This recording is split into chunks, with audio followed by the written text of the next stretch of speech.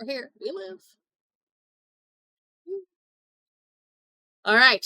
We have session 11 for villains. Welcome in, everybody. Let me get this lovely water music. Set the tone.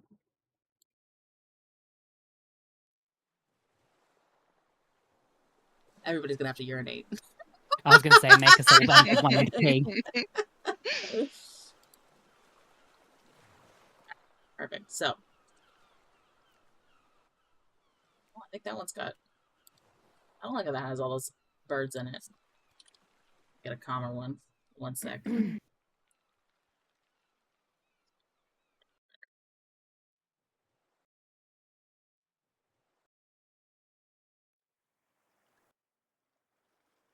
we go. We start hearing screams of birds. That's what else. It's birds. There's bound to be something. Okay, so anybody want to give a verbal recap? A couple of you did your written ones, but just for the haze and hose of it. On about it. Also, you'll all notice that Uni has adjusted his office so that you're not seeing him behind Carlos anymore, but that's all right. I mean, you can if he goes like this. Yeah, there he is. Inception. Anybody want to give a verbal one? Sure. So we started our journey from the Bastion, making our way because the bitch herself, Morgry, had secured us with passage and boat tickets. So we made our way to the port town, which is mainly filled with Yuan-ti. Very small, quite minute. On the way, though, we stumbled upon a field with a very old, well, from where we could tell, a very old battle had happened. Just skeletons littered everywhere. While there, we were trying to find out exactly what happened. We got a little bit of information. Nothing knicker-wettingly exciting. Even spoke with the dead general and then ransacked his body. When we got to the village, there was this massive, like, obsidian-coloured monument, but, like, it was just a block. Thalrik, in his true Thalrik nature, decided to try and fuck with it and scratch it. Because why not? He then did one of the little calling cards for his hag lover, whose name I know begins with a G, but can't think about it in the moment. Ralphus, that's it. While there, because we saw that there was a massive amount of human slaves, like pretty much every Yuan-ti had at least one human slave, Therese decided to find the person who was selling the slaves. Found 2 that were for sale.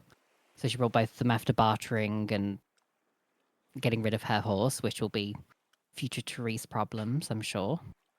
Everyone else gets home in like 2 weeks, and Therese gets home in like 2 months. But it's fine. Fine. So she brought these slaves and, to much of their confusion, decided to kit them out with winter clothing, armor, weapons, and all that kind of stuff. Haven't explained to them why yet, because when we got onto the ship and I was getting round to eventually having a conversation with them about my plans, we were attacked by 2 water elemental-esque creatures that had a kink for trying to drown people. No kink shame, just don't do it to me. They tried many times. But thankfully we were able to dispatch of them with ease, and then we just decided to continue on our boating journey. Thalrik in the sky on his broomstick, because he don't do water. But he does flying over water. Let's hope he doesn't fall down. We shall find out. Wunderbar.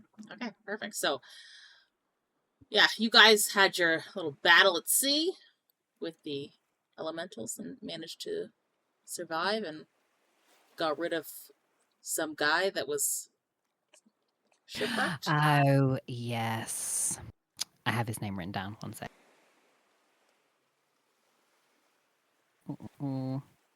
Pavel. Yes, while on the ship, we came across a shipwreck with one survivor from what we could see, so we brought him on board, and in our true villain nature decided to torture him for information. He just said that he was a fisher, and that was it. Obviously Therese was the one doing the torturing because it's her expertise. Found him to be of no use, and no one really wanted to keep him as a pet, so we threw him off the edge. I say we. I threw him off the edge. But he proved no longer useful for any such things. You just went. Bye. I do believe one of your compatriots asked about blood in the water attracting whatever had shipwrecked the last one. And you just went, okay, I won't cut his throat first. Just and then just threw him in there to rot. Perfect. Thank you kindly. For those of you that did your recaps, which I believe was Uni and Colby, did you already have Yeah, inspiration. inspiration? Yeah. I think I have 2 already, actually. Yeah. Unless I used one. I might have used one. I don't know. I don't know if you used one last time. But if you've already got it, you can roll a D100 and we'll give you a nice little boon.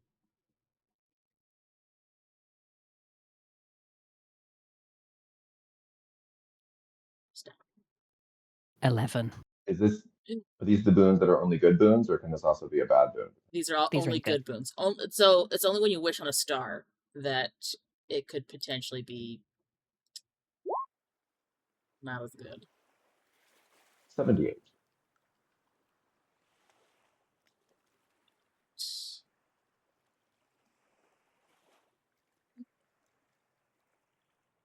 Oh, you gonna like this one.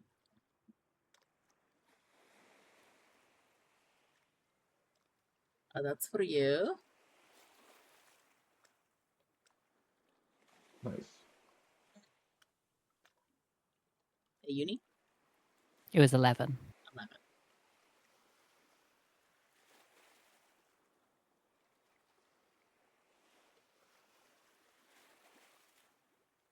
Could be helpful for today. We'll see. You may choose to wait and use it at another time. And I'm now seeing that picture you sent me, the very purple. Yeah, it's fabulous, isn't it? Yeah. Okay. Beautiful.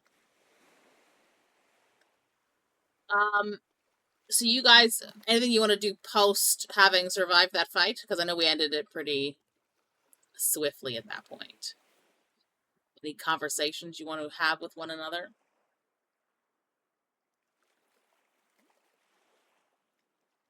Don't think there's really much to talk about, at least from my perspective.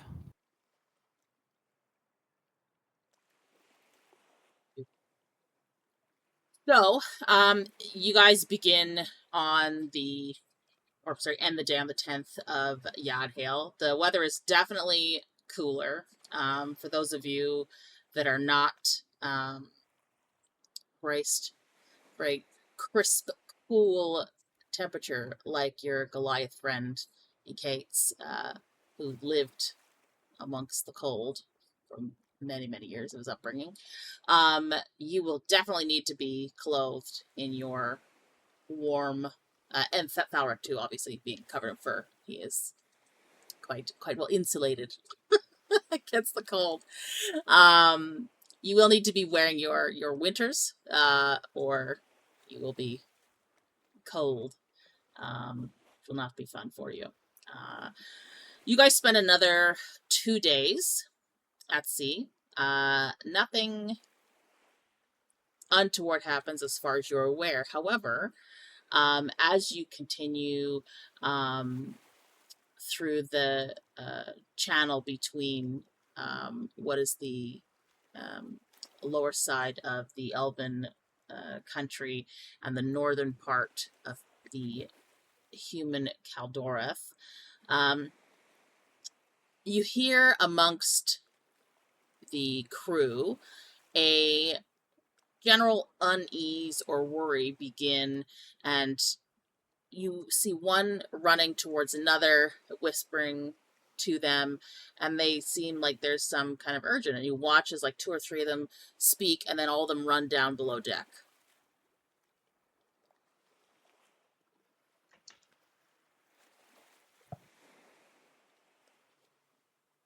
We all see it? Any of you that would be out on deck. Thalrik is usually up in the air, so it's up to him if he is one to look down. But I believe the rest of you said that generally you do sometimes stay above deck. But again, considering it's cold, would you be above deck or would you be in your quarters? Therese would probably be in her quarters. I like Ekaitz could be outside. And Neressa doesn't want to be out, but she will be just because she knows Thaza and the others probably would rather talk to a Yuan-ti, so she's going to stay out. Okay.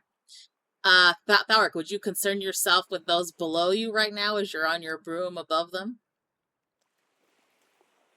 I mean, I think he has like he generally will be glancing down to see what's going on, but he's more kind of like looking off to the distance, hoping to sight land or anything. But I mean, I guess if there was like a noticeable disturbance in the typical behaviors of people, he would be, I wouldn't necessarily call it a disturbance, but you would probably you wouldn't be able to hear any kind of like murmurings from them, but you would see like one move quickly, speak with another couple of them, and then the group of them move quickly down below decks. So if and would it be less people than usual above deck, like taking care of things? Now, yeah. Once those 3 have gone below deck, there's less people than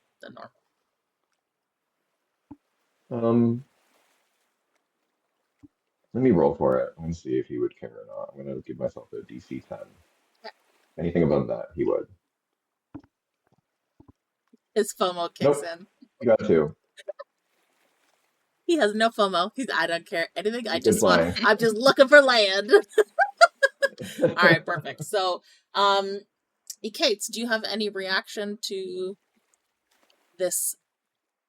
It's not weird, but it's definitely not normal in the 10 11 days that you've been here. So, Neressa, were you outside as well? Yes. Then Ekaitz will go to her and point it out, because Ekaitz will know that they speak the same. They communicate better with each other than with me.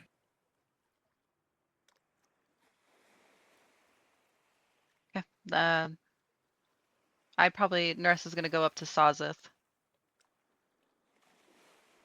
and ask if. So can we see land? You can see like Like- in the distance, like it's small, right? Because you're basically in like a channel sea where it's like there's a continent on one side and the other continent on the other side of you. So if like you look, it's like in the distance, right? So not close enough to where us getting to land, I wouldn't. Okay. No. Like if you got a spyglass, you can kind of see better. Mm-hmm. But like for now, it's like you're seeing maybe like the tips of mountains along the thing, but you're not seeing like whole swaths of land. But you know, based on the juxtaposition, that you're basically in that channel of water between both continents, right? Then yeah, Neressa's gonna go up to Sazeth. Ekaitz noticed some of your men are scurrying about. Is there something that we should all be aware of? He will scratch like the back of his head and it says, depends on what you consider worry. And he goes, apparently when the incident happened a couple days ago, it brought with it a new issue of rats that apparently had been somehow introduced into the food supply that is on board. So it has been infested. We're in the process of throwing the barrels that are infested overboard, but we may have to delay travel some in order to do some fishing to replenish the food that we had in order to feed the crew. Is Ekaitz, did you come with me to talk Yes, to I Sazeth? say so. Then I'm gonna message Ekaitz. It seems like it's a lowly rat problem. Do you think that one of our members or one of our companions could possibly communicate with the rats and see what's going on, if we can get them to stop without throwing so much food over so we don't have to delay our travels? Well, we have a druid. Maybe he can help. Or he can make some berries. Good point. Don't Then I'm forget gonna. your walking food bank, by the way. True. But would our walking food bank want to feed the crew? This whole crew? Guess it's up to her. We'll ask her. Okay. Thank you for letting us know, Sazeth. You do also have the option when you could help them fish.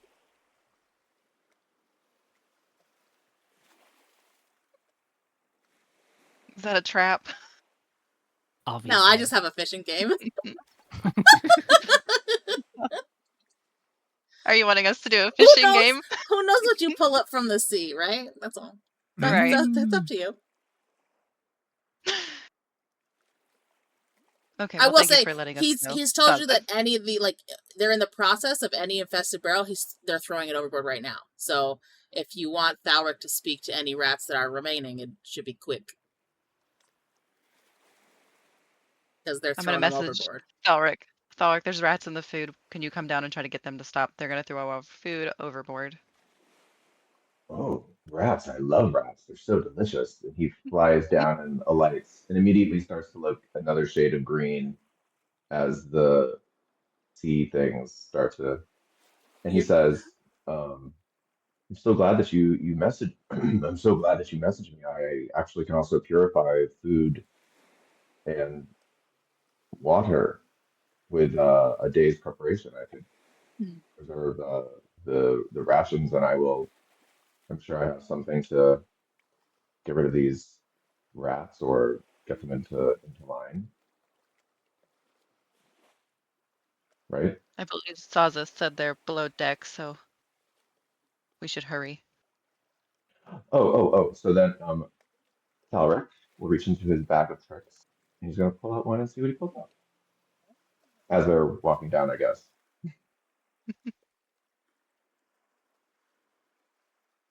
Ooh, good. Okay, a 7. 7 is my giant hyena, Slinks.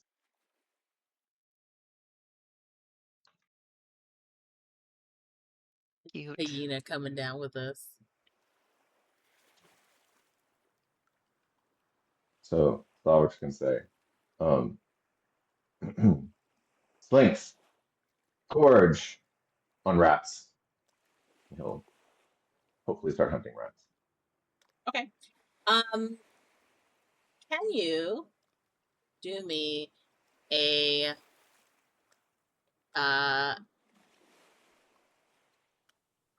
I'll let you choose. You can either do a dexterity check for the hyena or an animal handling check for yourself. We will do an animal handling check. Okay. Rolling. That's a 23. So, your hyena runs ahead of you down the planks into the lower part of the ship, and you hear his yips and laughs, and it's quickly followed by several crashing noises, a few screams, and then you can hear the rending of flesh and the small crunch of bone. And he, as he does, a couple of rats come scurrying up to run away from him.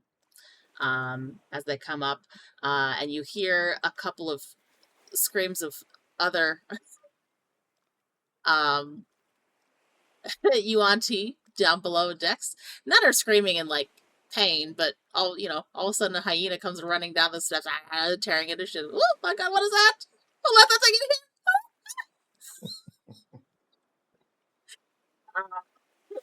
And he comes back up the steps, super satisfied, licking at his lips, covered in blood as it drips with the drool. Good boy. Who's a good And he he's super happy. And yeah, a couple of those rats scurry and jump overboard themselves to get away from the hyena. You watch as some of the Ekaitz and Neressa would understand that some of the people that are coming up from below deck are the people that were above prior, and they speak with the captain briefly, and he shakes his head. And it's like, and he goes, nods at them, and he goes like, continue on, and they nod back and go back below deck, and Sazza joins your trio there, and because Therese is still in her cabin. I will say, Therese, you probably heard some of those screams at this point from where you are, and the like crashing around of the hyena chasing after the rats. So it's up to you whether that kind of noise would have you come out of your room or not.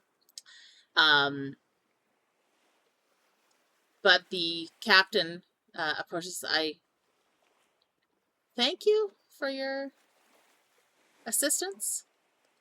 We managed to save some barrels. The hyena managed to break open a few of them, so we'll have to have quite a lot of the food tonight so it doesn't spoil, but we didn't lose everything. He says, well, my men will... Sorry, go ahead. Sorry. Thalrik will jump in and say, oh, yes, well, I plan on using my purified food and water spell upon them tomorrow. Just once I get a good night's sleep upon this wretched heaving vessel, I should be able to at least, fix it. Oh, I see. Well, that would be helpful. Thank you. Yes. Anything for Neressa and her friends. He kind of looks at Neressa a bit weird because, like, for the Yuan-ti, there's no friends. Like, that's not a concept that it's sort of like who's useful and who's not, right? And he's just kind of like, gives you a look like, you know, when somebody's like, these people don't understand our culture kind of thing. That's the kind of look that he's giving you, just kind of like, but he says nothing, and he nods his head and says, we will have to slow for a brief period, just not as much as we would have had to, but I will have my men do some fishing. If any of you are inclined to join, we have a few spare rods, if you'd like. It shouldn't delay us, though.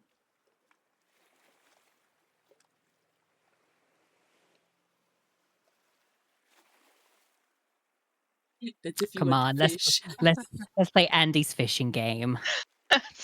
We'll only pull up a kraken. No big. Well, Thalrik will gruffly say some grunt of thanks and pop on his broom and start flying again around. He's off the ship as soon as possible. So he's decided not to fish, is what he's saying. No fishing for Thalrik. He can't bother to stand on his side. Okay, so Unless he can fish with his broomstick, I don't know. I mean, you I don't think could. he could do that. You could. You just have, like, disadvantage trying to pull it in. But you could if you want. Or you could just be like, nah, I'm good. That's a menial task enough for me. Yeah, he's not doing that. Okay. Okay, so, anyone else want to go fishing?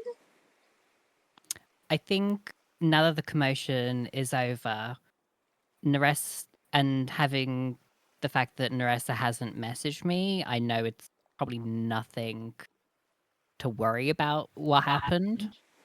So when the commotion's over, Therese would probably come out of her room, see and find the others. Okay.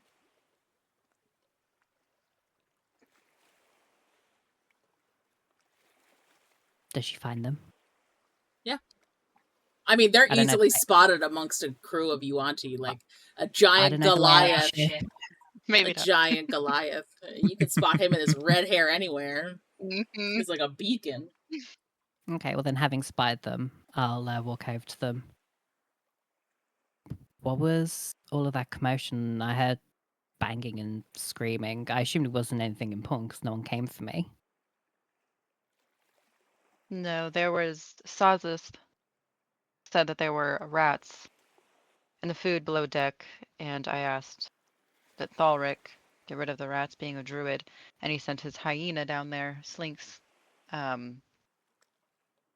He ate most of them. The others jumped overboard. But now they are wanting help with fishing. Do you have any prior experience with that? We are down a few days' rations, and they need some fish. No, let me do a roll. No. I can't say that I've fished before. Wasn't really a big thing where I grew up. Always willing to give it a try, though. New skills. I think you look like you would be a natural. Therese just has a confused look on her face, like, is that a compliment or an insult? Very dexterous.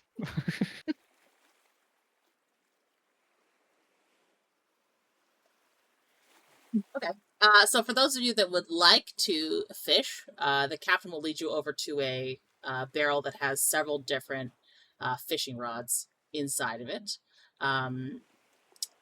You can roll an investigation to see which rod you may wish to take. Okay. Let the record show that Colby the player would like to fish, but Thalrik does not. I don't think Neressa would want to fish either, but Hunter also wants to do it. I don't think Neressa would. I guess Ekaitz would like to learn. Why not? I mean, Therese is all I about think learning how Ekaitz to would have survive. fished before, given your upbringing as like a Yeah, survival territory But kind I of thing. think it will be more like in like a smaller stream, so like stabbing the fish with us, Sure. not like actual fishing with a rod, but Well, deep sea fishing, yeah. yeah. I rolled a 16 on investigation. I roll 16 plus 9, 25. So is Neressa not fishing? You can say no. We could I roll a guess she's d20 not. and decide. Okay, maybe I'll do that. 'Cause Do Hunter yourself a wants to. I D2. just don't think Neressa would. Okay.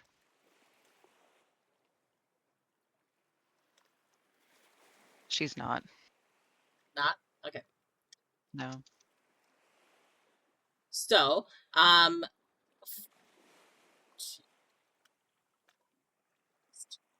okay. For Ekaitz, you spot a long, flexible rod made from what you assume is a combination of whalebone and sinew. It has an intricate knotwork of oceanic symbols etched along the length that seems quite appealing to you. It will give you a +2 bonus to your fishing checks. Okay. For Therese, you look in the barrel and find what looks to be. You'll have to choose which one you want. I'm going to give you the description, and then you're going to pick one. Is it the first one is crafted from what looks to be sturdy, smooth driftwood. It has an earthy smell and a rough, weathered texture. It definitely seems more practical than ornamental. There's a little bit of frayed edging, and the grip is a simple leather wrap. It doesn't look elegant, but it definitely looks sturdy. The other one is an old rod. It looks like it's seen better days, for sure. It's covered in patches of rust with a few worn out sections, and the handle feels slightly uneven. The reel itself, when you test it, creaks with each turn, but it's still functional. Which one would you like to take?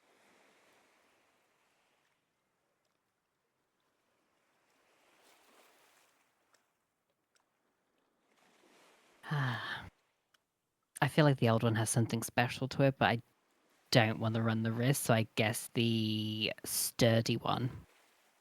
Okay. So you'll get a +1 bonus to your fishing checks. Okay.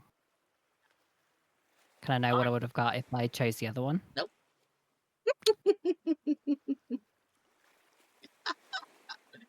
You didn't know. Okay, perfect. So, each of you sets up. What kind of bait would you put? So you have the option to just go with like a piece of bread. You could do little worms. You could do meat.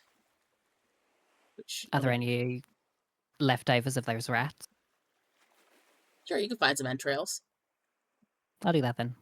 Okay.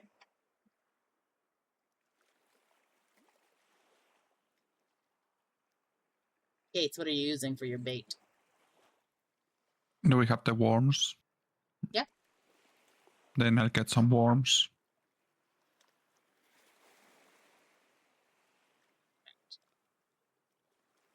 Okay.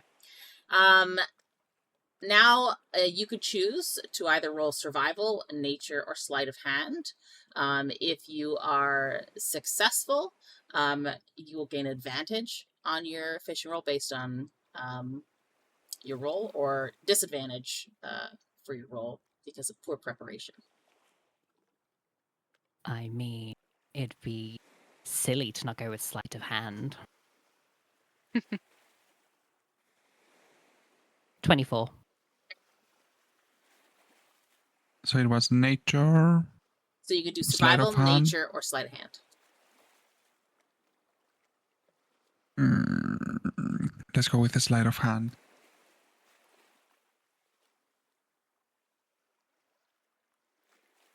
11. Oh no. Okay. So Ekaitz fails, so he'll have disadvantage, but he still has +2. And Therese, you'll have advantage and +1. So you both try to skillfully set up your hook and line by putting on the bits of meat. Ekaitz, you go through probably like 3 or 4 worms before you manage to just sort of hang like limply worm guts onto your hook, and half of them come off as you cast it, but still manages to get there. Therese, you literally just like wrap your entrails around this hook. There's no chance of it falling off, and little blood droplets go across the sky as you sling it into the water. I need each of you to do a d20, no modifiers, to see the cast of your line. 18. 5. Oh, Dice jail. Ekaitz, listen, I understand exactly why you became a bodyguard, because anytime you try to like the menial labor of survival, it's just Ah. That's why he went to circle. your dice are telling a story, man. It's funny. I put that dice in dice jail right now, so he's no longer coming back. So perfect. I need you now both for Ekaitz, I just need you to roll a d10. For Therese, I need you to roll either an athletics or a sleight of hand.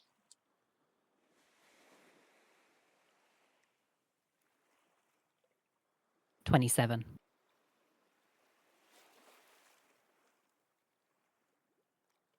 What was it, a D10, sorry? D10, yeah.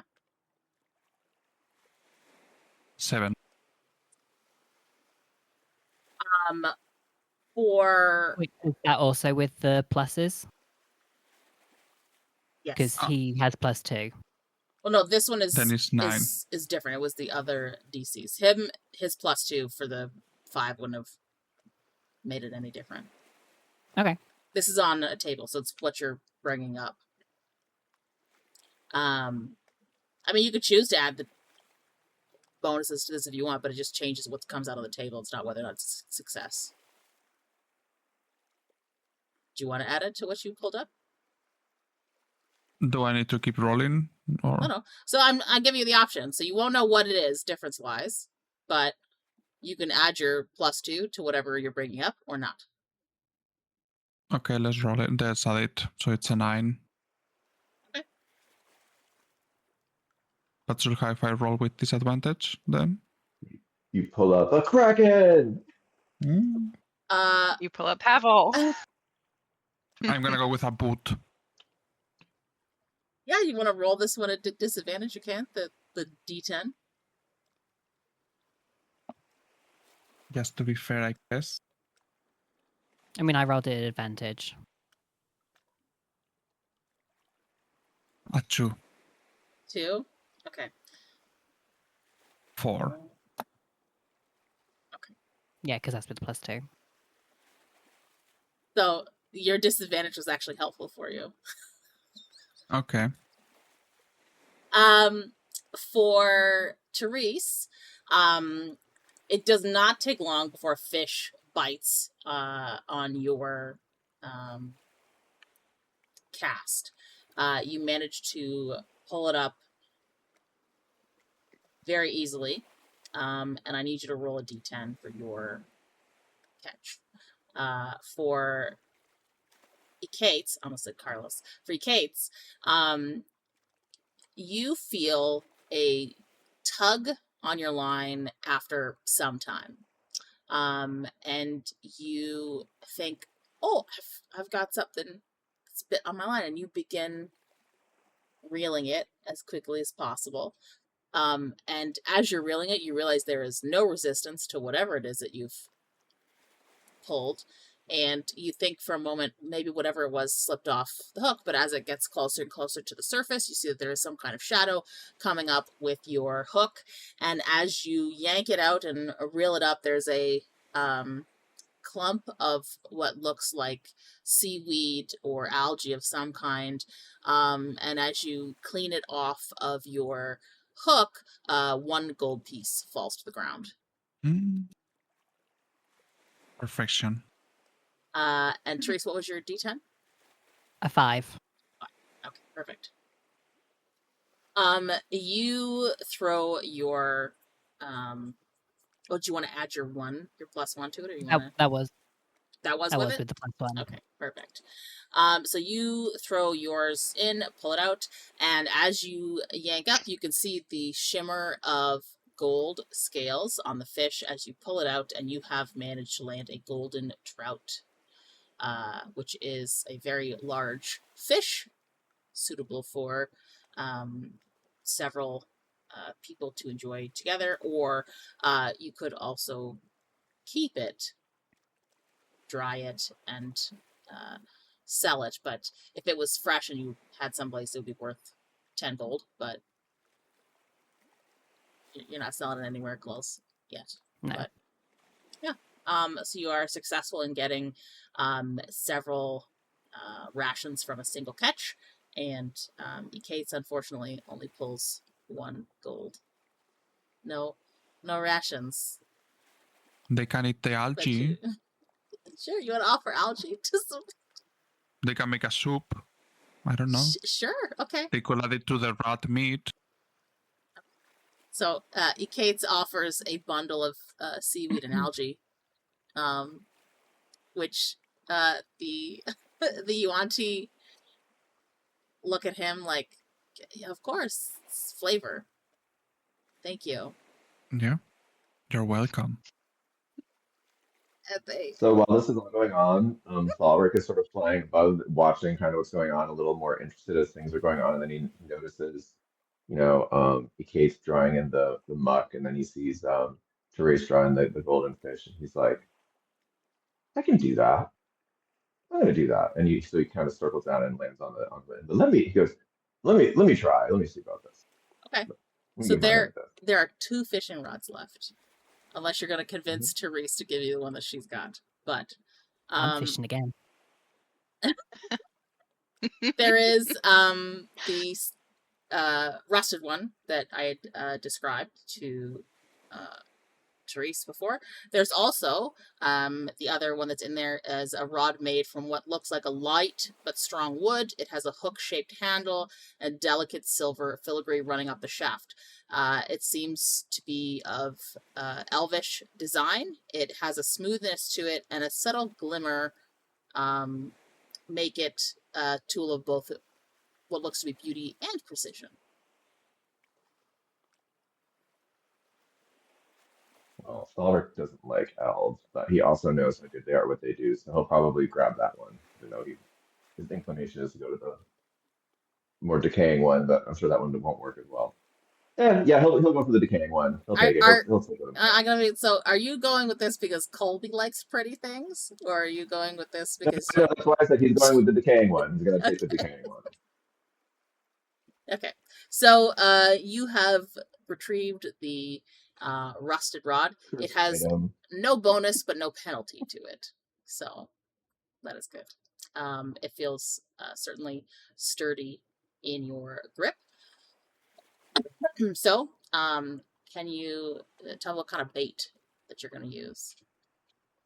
Definitely the rat entrails. Therese will share her entrails with him. Ah, thank you, Therese. More than welcome. We'll Nothing take like fresh entrails. entrails in the afternoon. Mm-hmm. Doesn't like elves, but we'll take rat entrails from one. Are you going to choose survival, nature, or sleight of hand to set up your line? Survival. Okay. Andy. Yeah?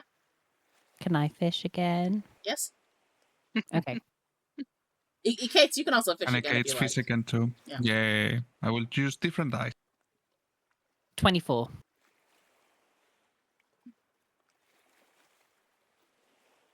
I'm assuming that 27. was sleight of hand for you? Yeah. Okay. And what was yours for 27? Yeah, 27. But did you choose survival, nature, or sleight of hand? Survival. Survival. Okay. Survival. Okay. So, Therese, you definitely managed Wait, what about to... Ekaitz? Oh, okay. Oh, no. Okay. I know. Get in there. I was letting him change his dice. Might as well do it all in one go. Okay. 19 sleight of hand. So having practiced with your worm guts previously, you feel a little bit more confident. You managed to wrap it nicely around your hook, sort of looking over at Therese as she's wrapping her entrails and trying to copy the move a little bit and being a little bit more successful. You're like, cool, excellent. Therese, you are a practiced deft hand at wrapping entrails, apparently, and you have no problem. For Thalrik, you, other than worrying about how to wrap around, you look for the best spot on the ship, and you look out into the water and sort of look to where there might be like teeming fish versus areas where there might not be as much fish. You sort of look at the way the water moves, analyze it, that kind of thing, and pick the best spot on the ship to cast your line from. Now I need you each to do a d20 roll to see how you cast your line. Do I get advantage on mine since I was looking around at the best place to throw it or anything? Yes. So each of you gets an advantage on the roll as you cast it. 17. Do we need to 19. add the plus something? Yes, you can do your +2, and Therese can do Then +1. dirty 20. 19. Perfect. Okay. I also just want to narrate that Slinks is like right by Thalrik, kind of like leaning against him, but looking back at everybody else to make sure they stay away from him. Oh, I'm definitely gonna also narrate that as you were wrapping entrails around your hook, Slinks tried to like snap at Yeah, it, and then you had to be like, "Hey, we're using this for fishing." Nope. Okay. So each of you has a fish bite without too much time elapsing. Now you can either do a athletics or sleight of hand to check it against the fish's strength. 25. 26. I have I'm advantage on gonna give my athletics. Do I use it? and I'm gonna give myself a guidance on this if that's allowable. Yeah. I'm gonna do a sleight of hand. Ooh, which was a 10. With advantage? Oh, wait, no, wait, guidance. No, Sorry, no. guidance. Yeah. Yeah, with guidance, yeah. Oh no. But I will mention, well, wait, with guidance it's a 14, but I will mention I do have my boon. Okay. So if it was a failed save, I could treat it as a success, whatever that might mean. But that's I not a don't know if it's save, right? Because you're doing a roll. So like if you're doing a Okay, so like if you have like a con save or a dex save or whatever, then it would be, so this is a skill check, so it's different, right? So it'd be a saving throw that you're doing with that boom. so But 14. 14 still works. 26. I want to pull up a Athletics. kraken. I want to fight a dragon turtle or something. All right. I want to doom us all. Just kidding. So- DPK. DPK. Can I now get you each to roll a d10, and this is going to determine what you're fishing up.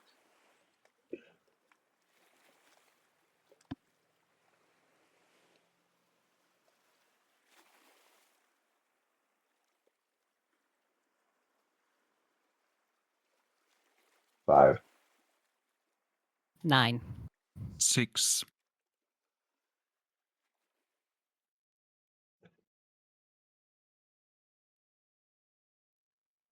So, Thalrik, you managed to pull up what looks like a very fat carp. It wriggles violently against your hook, but it is quite a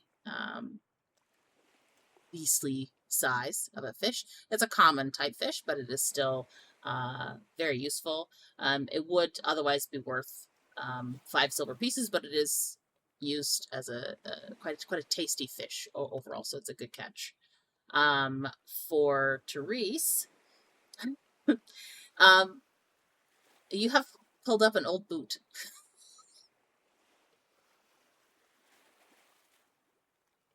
which she will quickly throw back into the water.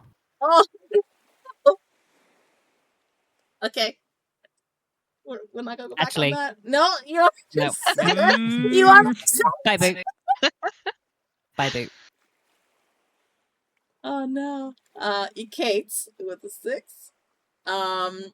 You also managed to pull up a golden trout. The same time that Okay. Therese pulled up just before. I'm so sad that you threw away that old boot. Well, it was only one, so Yeah, you guys managed to collect several good quality fish to replenish the rations for the crew. Unless you'd like to continue to fish more, but the maybe just likelihood one. of another boot. That's fine. Maybe you'll find the other set. I'll find the other boot. Maybe the same boot. Okay, you wanna fish one more time? Yeah. This Yes. is Uni's gaming like grinder coming out in this. I will Okay. also do it one more time too.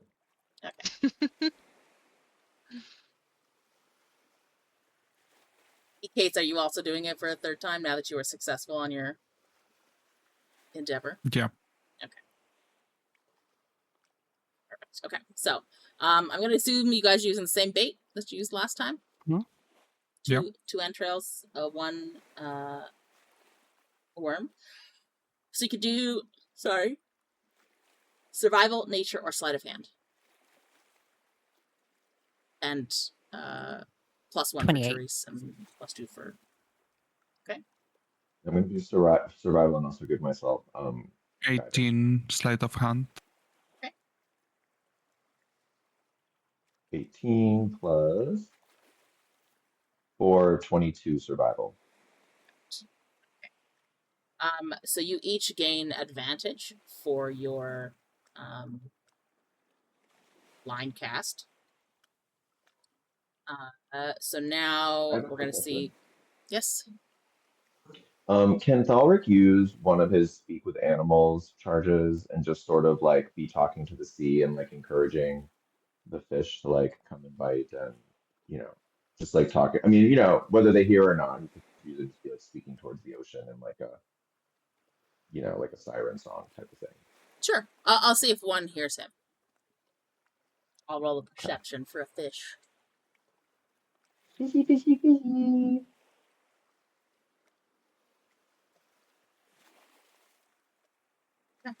Something heard you, so you can have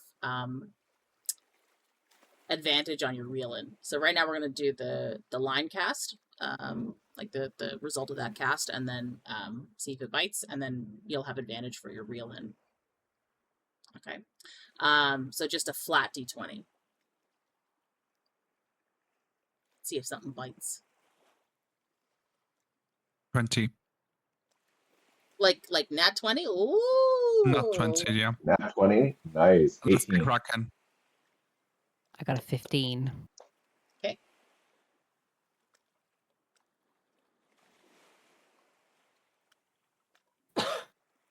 Thalrik, what was yours? 18. 18. Okay.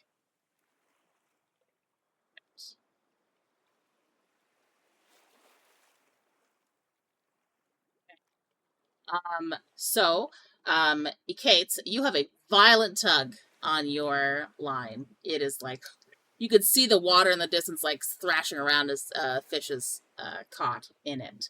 The other two managed to catch your fish quite nicely, and you're reeling it in.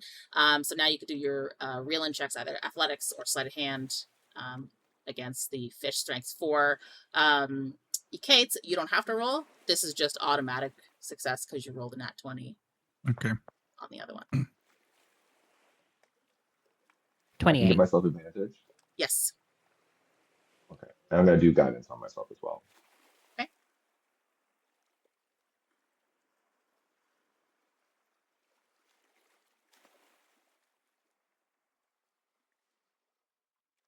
$16 total 16. for sleight of hand. Great. Now I need you each to roll a d10, please.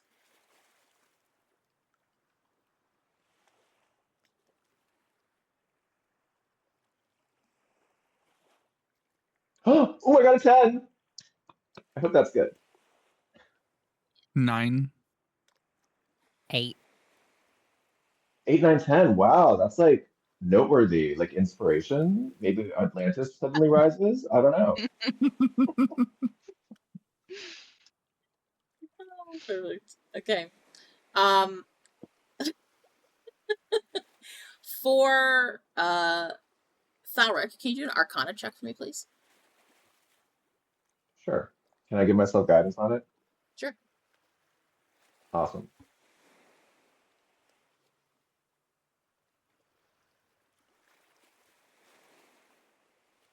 But 24. As you pull up this fish, it looks pretty mundane gray, but as you hold it in your hand and it moves, you see what looks to be like a pearlescent sheen to its scales, and you feel the hum of some kind of magic in its body. And you know that if you eat this fish, there will be some magical property to it. You don't know what that is, but they may give you pause on whether or not you want to actually give it to the crew or keep it for yourself. So you have a magical fish that you have. Is it enough to fished up. share, like for the 4 of us? Sure. Yeah, I'll say it's good. You can either have 4 servings for yourself or split it amongst the group.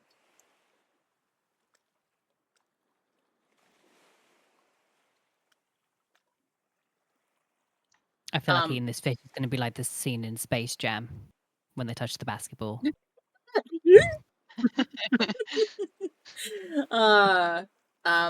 Funnily enough, Ekaitz, you managed to hook the same boot that Therese threw back in the water. And maybe that's why there was no resistance as it ran out of the water. Perhaps it shook as you were trying to dislodge it from the mouth of another fish. But as you pull it up, you see the slimy leather on the end of your hook. And Therese, you managed to fish up what looks to be a strange glowing fish. It seems to emit dim light in a 10-foot radius. I imagine it to be like one of those angler fish with little, like, that's the kind of fish that you fished up. Fucking fugly bugly fish. Okay. Still, I mean, you could use it, put it in a jar and keep it as a pet that emits light, or just eat it. It's up to you. I have dark vision.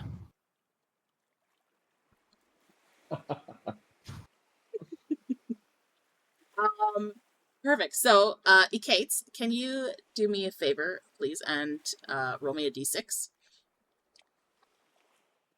Yes, can do. D6, D6, D6. 3. Perfect. So, you, I'm gonna assume that you pick up this boot and you bring it in. Yes, I pick it up. Okay. As it thumps to the ground, at your feet, you hear an odd metallic clink in the toe of the boot. And as you reach in, you pull out what looks to be a bundle of some kind of cloth, and it looks like wedged in the toe of this boot is 30 gold coins. Okay. I know. I'm not phased. I just brought 2 slaves and still have 3 grand, so I'm just like, enjoy There's the 30 gold. gold. And I wasted a nat 20 on that. Yeah. Doesn't that feel great? Wasted it. I was waiting for the genie of the boot to come out and be like, Master, I can I grant don't you know. 3 wishes. 300, You 3,000. Yeah, you got a magic fish. You got a magic fish. Listen, you're not like down at the bottom of the ocean where the treasure chests are. You're still on a boat going through the fucking sea. Like, Speaking of which, we could, I do have, Thalrik does have water breathing if anybody wants to go try to explore the bottom of the sea for treasure or something. I mean, I'm just saying it's possible. I mean, Thalrik won't, but just letting possible. He's I do like, have a I'll cast point. it on you, and then you just die down there. It's fine. Yeah. Oh, I just saying, mean, treasure chests on the bottom of the ocean. you can shapeshift You will into a not fish, choke, but you will freeze. right? You can shapeshift into a fish. It's possible. Oh yeah, I could do that. Yeah, I could actually. Remember, you were like an octopus or squid or whatever when you went into the water before. Mm-hmm. With all those terrible checks. Yeah. Listen, he's just used to being on solid ground. Okay, Mm-hmm. that's what that is. And only having 4 limbs. Yeah. Listen, can you imagine just suddenly having like extra arms and legs, and then you're just kind of like, there's too many of them. I can't remember how to walk. And you're not even walking, you're swimming, and all of a sudden you're like, my elbows. But then there's also no bones. It's just like floppy. How embarrassing. It's a lot different. It's a lot different. It's like trying to swim drunk, right? Like, good luck. That happened a lot at my university. It was on the sea. In 3 years, I think like 20-something people died because they tried it as well. Good story. It's Look. terrible. Natural selection. So, Neressa, you watch for probably an hour or two as your compatriots fish up, and then the captain calls a good haul, and everybody packs in their fishing rods. You guys can have a chance to speak amongst yourselves. You are only a few days away from Stormfen Quay, so this would be an opportunity, because the next fast forward is your arrival, if you want to have any discussion prior to setting foot. Thalrik will approach Nerissa and be like, Nerissa, look at this fish. It seems to be magical, but I'm not sure in what way. I'm wondering if you have any insight or knowledge or anything regarding it. Above table, I think it's just funny imagining Thalrik be like, look at this fish. I did it. Can I do some kind of check to see like if what kind of magic it is? Do you Or detect anything? magic? I think so. 1 second. I think Thalrik does too, doesn't he? I do. Do you have identify?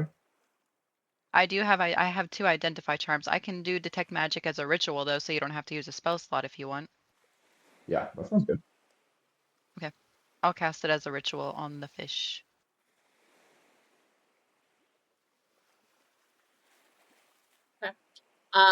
So you know that this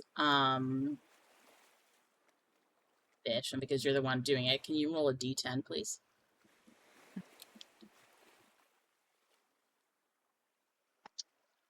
Three. 3. Oh, beautiful. Mm-hmm. Okay. Okay. This particular fish is one that is imbued with, let's just say, like wild magic. So any fish you catch could have a different effect. This one in particular, as you analyze it with your identify spell, know that if consumed, your skin will emit a faint, pleasant glow in a 5-foot radius for the next 24 hours. Basically, you turn into a nightlight. I'm already a type of beacon. I don't want to be another kind of beacon as well. So above table, right? This is something that you could save, make it into a ration, and feed it to somebody else so they can't hide. Right? They would then glow for 24 hours, right? It's an option. Sounds good. What would the process be of turning it into a ration? Like a survival check or something? Yeah, it'd be a survival check in order to turn it into one. Okay. Thalrik will do that then. He'll try to turn it into rations. Okay. I'm going to give myself guidance as well. Okay. Love it. 17 plus 3. 2. Oh, 19. I thought you were saying it was 2. I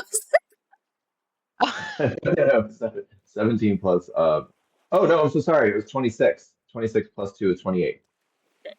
because I just heard you say 2, which I assume was your guidance roll.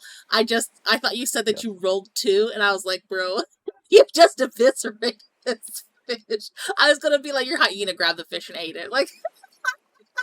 But no, 28. Okay, so you skillfully shock this fish of its skin and remove its bones with ease, and then you manage to dry it and preserve it as rations. And I say you can add it into your inventory just as a custom item, and just put make it like a glow ration, and then just say that you have 4 of them.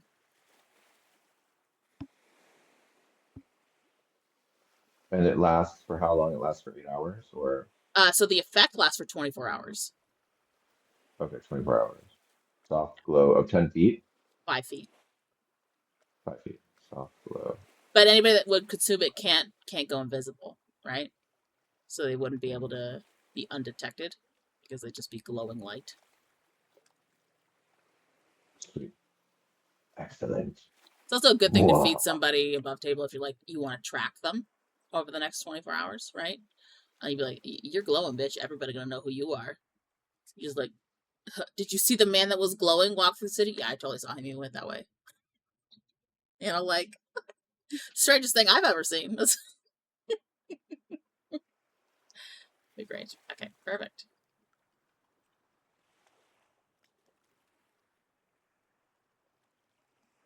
Yeah, just for future reference, there are other options for that magical fish, should you fish it up, where you can gain like 10 feet of movement and advantage on dex saves, which you guys already have, so it wouldn't be that big of a ding, but you get extra movement. There's some one that will give you basically like Tasha's hideous laughter as an effect, and one where you can understand and speak with animals for 10 minutes after you eat it. There's one where you can shrink in size, kind of like the Alice in Wonderland mushroom. You can also have someone relive a random memory for a minute, becoming distracted and unable to concentrate on spells, right? So if like you want to basically make it where you're like, I'm going to make them eat this and then we're going to get out, like they're going to be like basically trapped in a vision for a minute. There's like resistance that you can gain. You could make somebody have an inverted palate. So like they'll eat it, and if it's sugar, it tastes salty, and sweet becomes sour, that kind of thing. Funny. There's also one for a magical belch, where you let out a thunderous belch that deals 1d6 thunder damage to every creature in a 10-foot cone in front of you. Cute. And does it smell like fish? Probably, yeah. Yeah. Just some fun stuff. Okay. Just because it's a villain's campaign doesn't mean you can't have fun things every so often, right? Okay.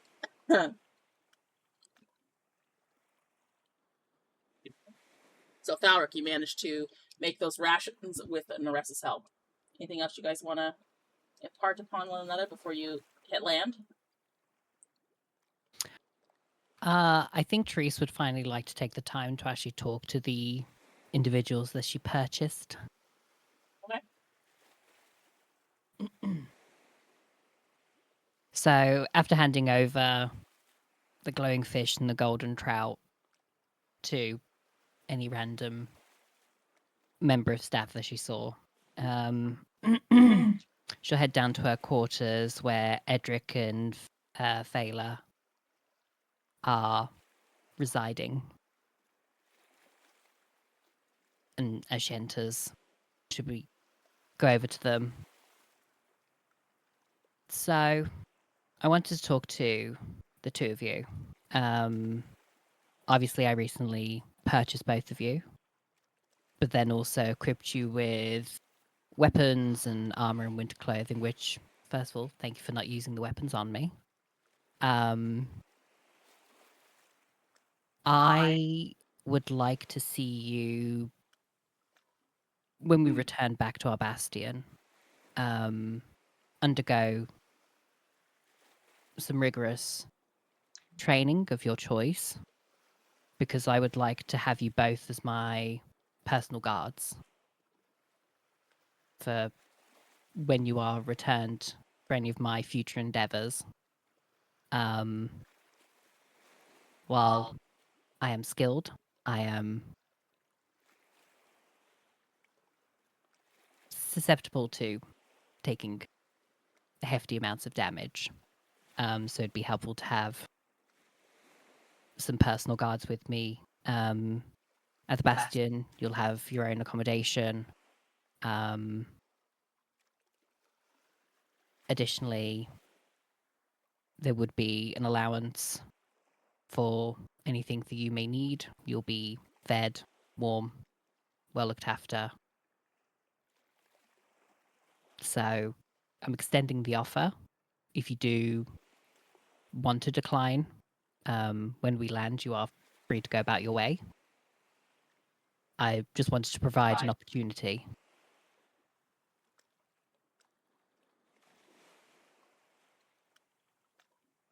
The two of them look towards each other silently, some kind of silent exchange. Maybe you don't really.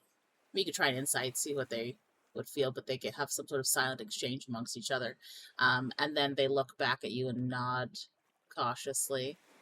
Edric speaks and says, "You would have us die for you." My intention is to keep you as alive as possible. That's why I would send you for training to make yourselves more combat ready. And should we fail at this training, then you would kill us. I personally have no intention to kill you. To me, that seems like wasted money. He nods. And Thala sort of raises her hand timidly.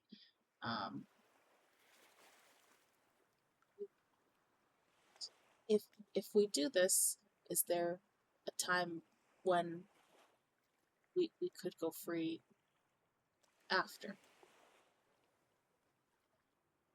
There would be in the future where I would probably have no need of you and release you of your duties. And if we should make a mistake, should we expect beatings?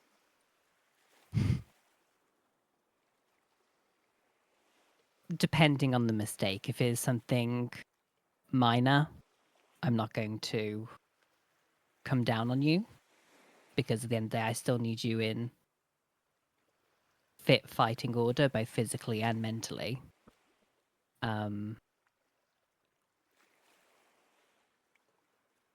But if you, for example, harm one of the individuals who is on the ship with me, there may be repercussions, depending on the severity. They'll just nod quickly in understanding, and you'll notice that when you said, like, if you harm anyone else on the ship, and her eyes went like almost in the I could never. But she just nods her head. Of course, thank you.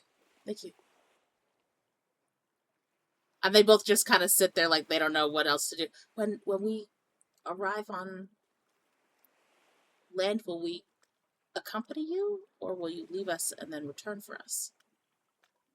You'll accompany me, unless I can find in the town substantial accommodation. If I can, I will set you both up there. I'll pay for accommodation, and then pick you up when we return, because we'll come back through the same way. I understand. And she will nod and move back a bit and look towards Edric to see if he wants to say anything, and he just crosses his arms and gives a sort of gruff nod of, he seems much more amenable to the idea of fighting than she does. But neither seem unwilling to attempt what you're asking them to do, at least. Okay. I rolled to see what they would do, and they both passed. I was like, you bitches. Body guts for my 13 AC. You know you could buy studded leather and you go up another, like, to 14. Ooh, 14 AC. Ooh. Listen, 1 AC could be the difference between death and dismemberment, okay? That's... Well, now I've got 2 bodyguards. Eventually. But after the conversation, Therese will head in for the night and continue the journey. Okay. Perfect. Anything else from the other 3 before we skip ahead to landing? Not for me.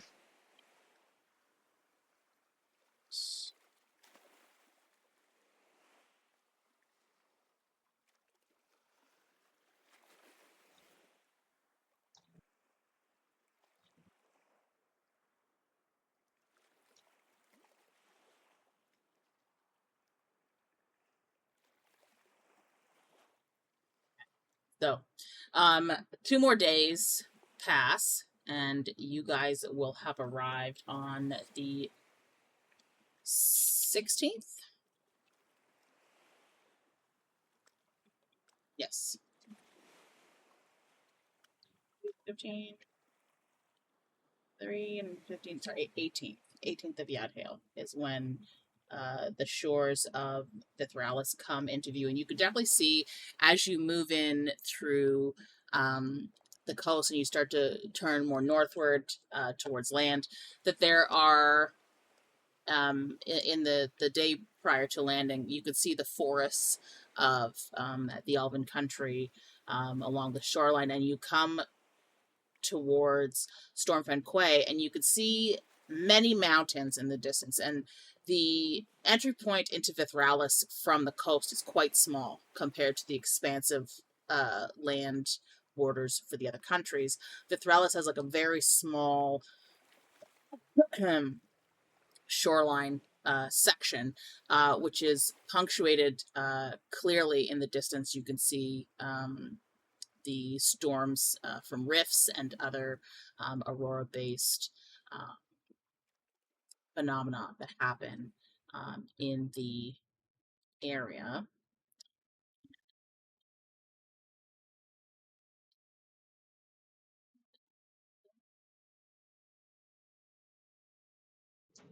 Oh, I'm missing a map.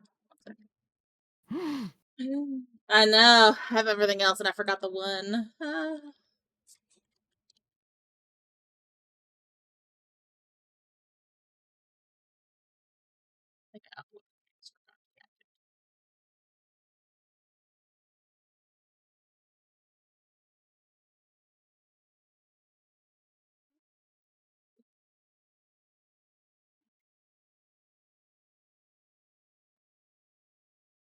The bad thing about Roll20 is like the thing to move everybody over then blocks all the maps on the right side of the thing. So it's a bit crazy. But so you guys can see that the skyline itself is quite cloudy, and in the hours before you hit shore, you definitely feel like the wind kick up.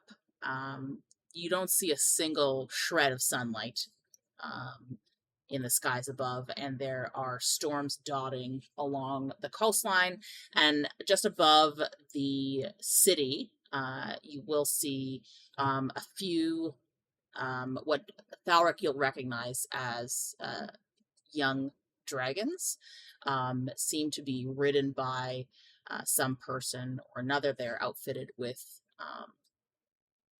barding of that sort.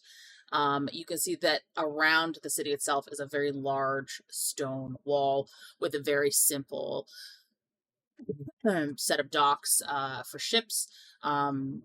Ships that do pull into port don't stay long. They are encouraged heavily to vacate as quickly as possible, obviously because being near such, let's call it inclement weather, is dangerous, especially being on water, lightning, not a good mixture. You guys will pull into the docks, and Sazeth will direct you towards the quartermaster for the docks, whose name is Havel Doran, Haveldorrin.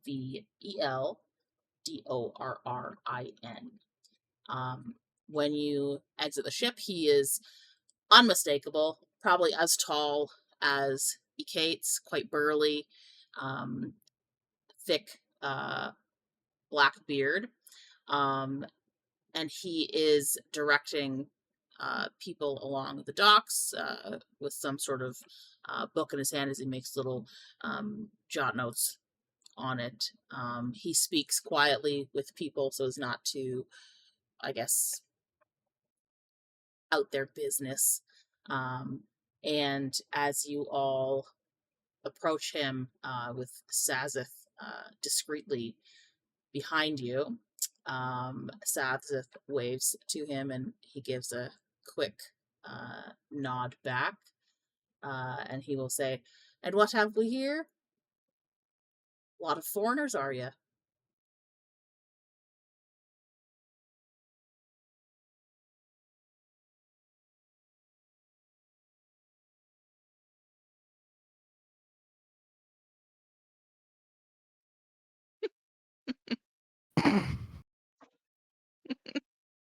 Ekaitz, they've now said you're it.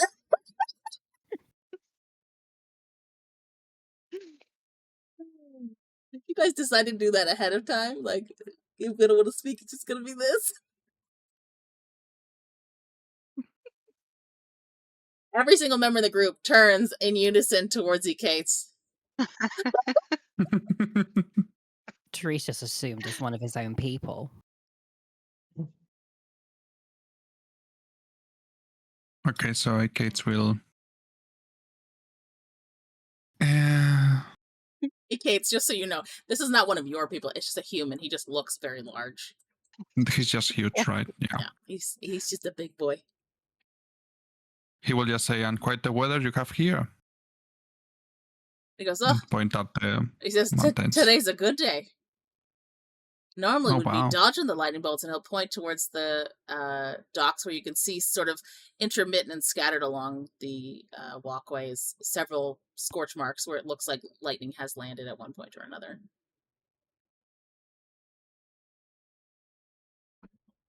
Okay, then Ekaitz will ask, "Are we free to enter the city? We just need to look for a place to stay." Well, if you'll be wanting to stay here, you'll sort of have to head to the Aurora's Edge. And he sort of grins to himself like he's making an inside joke. But I'm going to assume that you don't get it. And he'll be laughing to No, I don't think himself so. and realize that you don't understand his joke. And just, it's a tavern. Just next to it, you'll find an inn. Quite a hefty price. But given the climate, well, you'll decide for yourselves, I suppose, if you'll stay or you'll go. Either way, you'll want to sort of get out before the weather gets bad. Okay, then Ekaitz will say thank you, and he will look at the others that stand in silence, I guess, and say, "Let's go." I guess you don't want to be caught on the rain. While he looks at them judgingly. Oh, there's no rain. It's like completely dry. It's just lightning. Okay, not yet. Right? Okay. Yeah. So when he refers to storms, basically like the lightning can get worse, right? More frequent. Okay. So there's no, even though it's like it's overcast, but it's like bone dry, right? There's no rain, Okay. but every so often you can see lightning crackling in the distance, and then even sometimes right over the edge of town. So when he's referring to the storm getting worse, it's basically like those lightning storms will move towards the city proper and then be dangerous to be out. But Okay. I want to say that Thalrik will be, will have noticed the dragons and the dragon riders, and he'll be, while this whole conversation is going on, he's much more paying attention to like who's flying what, where, what's going on, what do the dragons look like, what do the riders look like, do they look like they're like different than normal dragons? They like he's going to be like trying to see all as much as he can while this whole conversation is going on. you do perception check for me. I would love to. And can I give myself guidance? I give myself guidance too. Yay. So as Ekaitz is talking, Thalik's just like this. No, he's circumspect about it, but his eyes are like not. I mean, it's not obvious. 26. Yeah, so you can see quite clearly at one point a dragon will probably fly relatively close enough for you to see. They are red dragons, and you can definitely see that the riders themselves are Gith, who are quite light boned individuals. Gith themselves are quite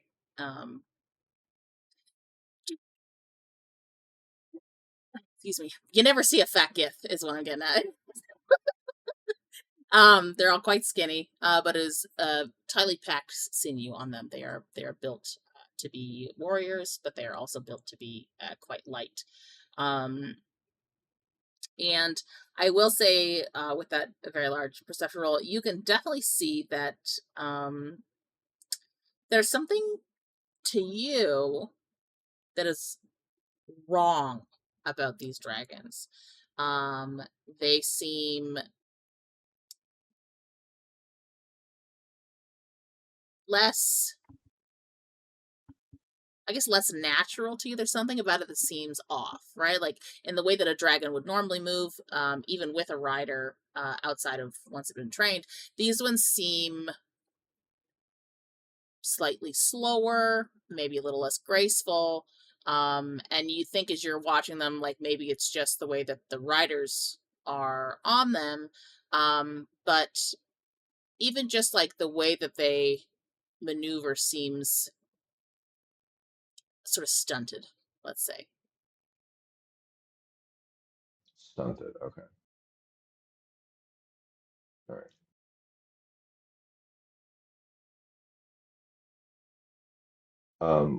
One more question about that. Is there anything I know that could have that kind of an effect on a maturing dragon, like based on my draconic knowledge and expertise? Or are there like many things that could have that impact on them or something, or like starvation or poisoning or mind control I mean, or something? I don't know. it could be any number of things, but it would be that they wouldn't be the size that they are, which is smaller than average, without some kind of interference in their growth process. Whether or not it was, I would say dragons would not willingly submit to whatever kind of treatment it was. So you would know just offhand that whatever happened with these dragons that they are riding, it was not willingly submitted to. Whether or not, it's like when you, like for my dog, right, the breed that they are, they get their tails docked, which is like it gets cut, so it's a short tail, right? No dog is willingly going in for that, right? But it happens when they're babies and they don't remember it, right? So same basic principle with these ones is basically this would have been something that would have happened within the first stages of their growth, in order to stunt them, to make them more pliable, let's say. because dragons are proud creatures, right? Especially after the culling, they would not. And it's particularly noteworthy that they are all red dragons, because red dragons are quite fierce by nature. Yeah. It's also odd that there are that many to you.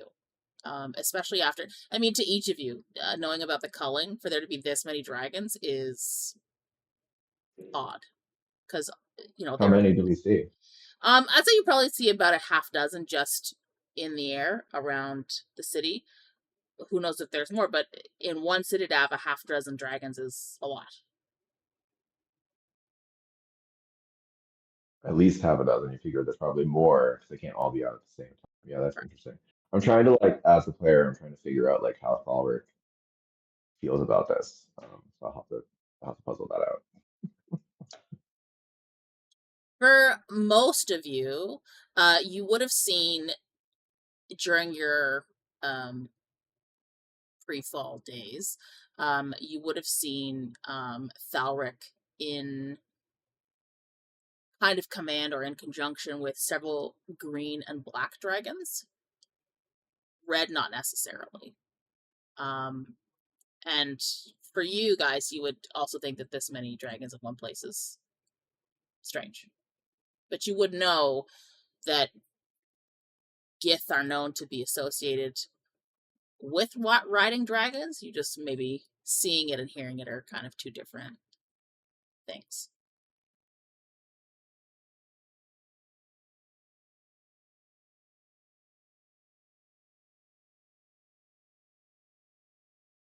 Okay. So you guys travel through Stormfen Quay, which is Stormfen, and then Quay is Quay.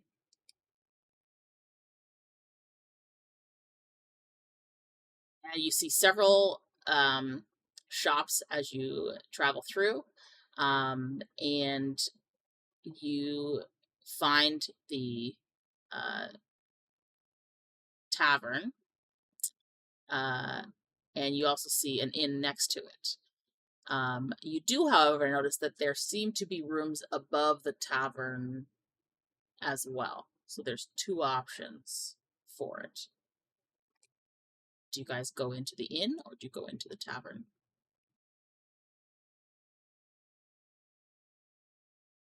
What time is it when we arrive? It's like middle of the afternoon kind of thing by now, by the time you get through the city.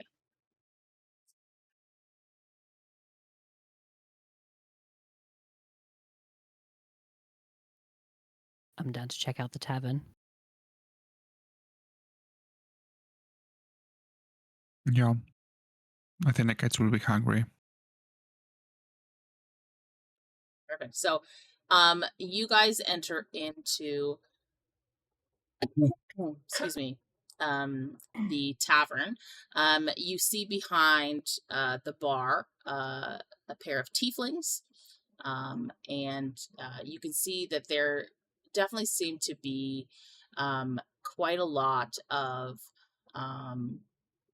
I'd say, armed individuals inside.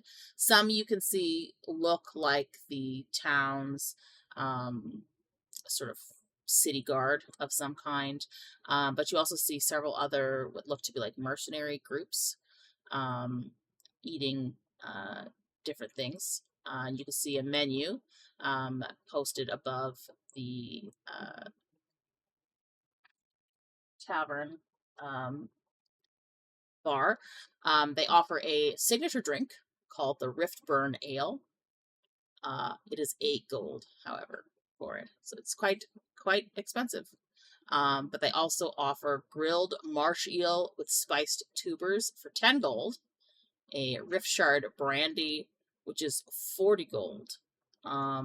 And then they offer accommodations in limited supply for 20 gold per night.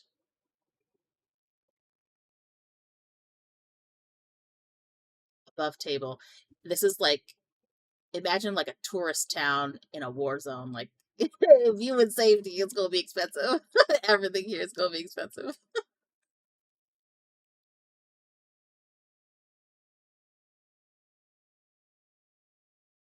Definitely not leaving my bodyguards here. Come back and it's gonna be like, yeah, this is gonna be like 8,000 gold you owe me. Run. There is also the inn next door. You don't necessarily have to stay here. Oh yeah, because that's gonna be cheaper. Were They there said were the there inn any is contacts we expensive. were given to look for, like when we came here? Does anybody remember? Any what, sorry? Or just were there any contacts or anybody like individuals we were trying to find, or just we were coming here? Okay. We were just coming here.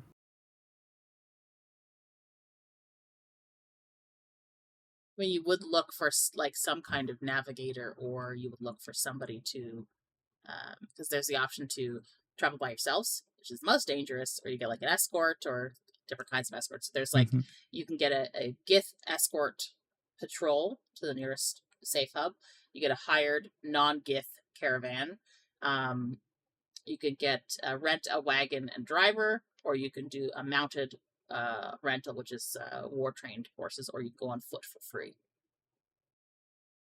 And three of us still have our horses, I think, right? Because three of us Three brought do. our horses on the Yeah. ship. Right?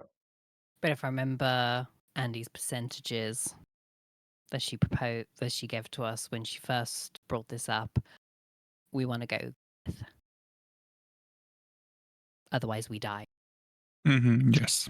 So with the Gith escort patrol, it is 250 gold. They'll get you to the nearest hub, and it has an 80% survival rate. There is the non-Gith caravan, which has a 60% survival rate, but they will not intervene in any kind of rift activity. And then there is the wagon and driver, which doesn't include bodyguards. It has a 40% survival rate.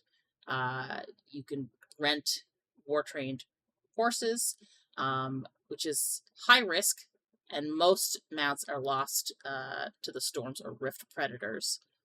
But that would be the same thing for your horses as well, even if it's not a war-trained horse. Same basic principle with that. And then on foot, extremely dangerous. Survival without aid is rare. For the three of us who still have our horses, Yes. we do get advantage on animal handling checks with those because they were in my stable for a while. So at least there's that. I don't know if that helps. It would.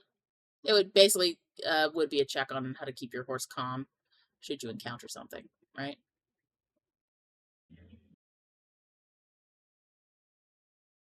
So we're looking So for we a ask- Gith.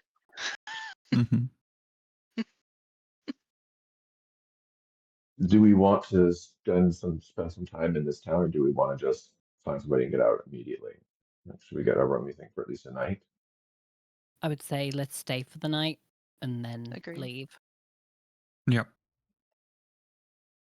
Okay.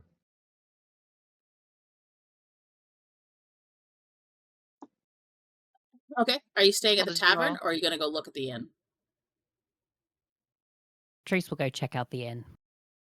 Okay. Therese, you exit the tavern and approach the inn a few doors down.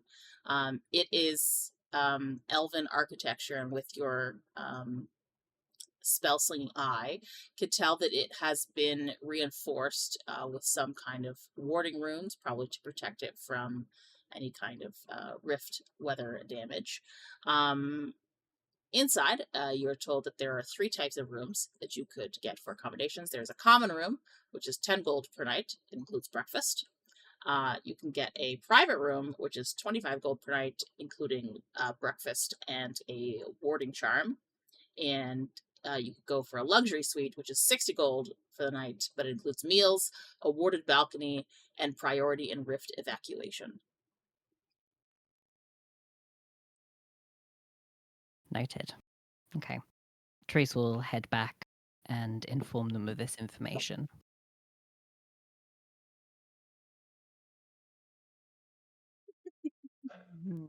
Well, Thalrik will say, "Well, you know me. I'm happier in the stables or a pile of bush. So I vote for the most affordable option, but whatever you guys prefer, of course.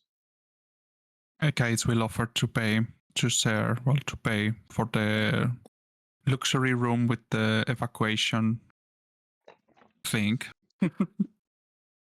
and share it with whoever wants or can join him. Therese is going to get the middle option.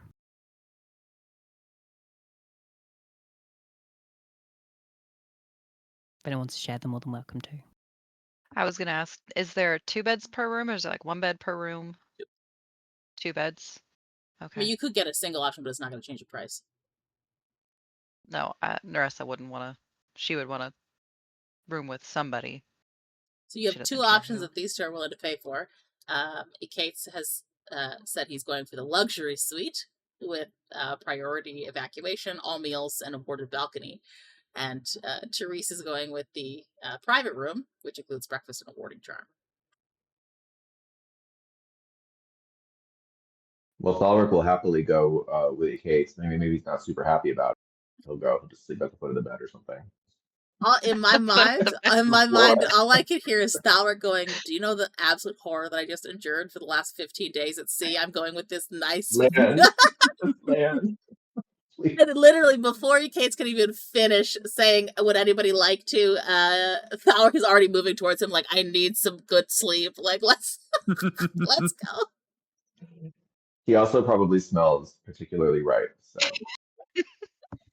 Oh, you all smell kind of We can ripe. hose you You've been at down. sea for almost 3 weeks. One of you's got prestidigitation, right? I think, maybe? Yeah. If not, you all reek. Therese, are you paying for accommodations for your 2 people? Are you just getting them like a common room? Oh, and I have my white. Oh, Yeah, but you he doesn't do. actually sleep. You could just stick him in a corner. Okay, all right, then good. I will get them a common room as well. Okay. But we'll also inform them we will not be staying here just because of the danger and the price. So above table, anywhere in Vithralis, it's going to be expensive. You But do is it going to be also, as dangerous? you do have the option to Mhm. book them passage back to your bastion. Okay, yeah, let's go with that. Therese will probably just go off and do that while everyone else is. I'll say Therese will book the room, give a key to Neressa, hold one for herself, and then go book them passage back to the bastion. Okay. So, when you are booking them passage, the only option available is a fast cutter ship, which will take them to any elven or human territory. So the option is to send them to Kaldorath, and then they'll have to find passage on foot or on a wagon back to the bastion from there. So you'd have to give them funds ahead of time. Mm-hmm. How much would you say a wagon back would cost? I would say from there you're probably looking at about, just because you don't care if they travel really in luxury. Could I send them with my horse? Yeah, you want to send them back with 2 horses? You could do it, and then they could just get back by themselves. Well, I'll need 2 horses because I don't have a horse. Well, Neressa I would. can give you mine. offer hers. Much appreciated. I'll buy you new ones. Okay. So Ekaitz and Neressa give their horses over to Edric and Phala, and it is 120 gold each for them to get on the cutter ship. So it'd be 240 gold, and then you can give them directions to get back to the bastion on their own. You give them many rations. Of course, I've got like 600.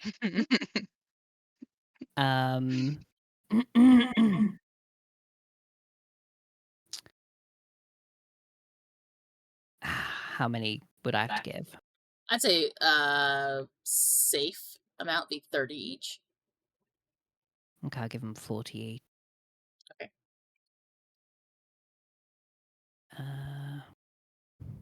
I need to do maths. There's no like takeaway. You have to actually do it. So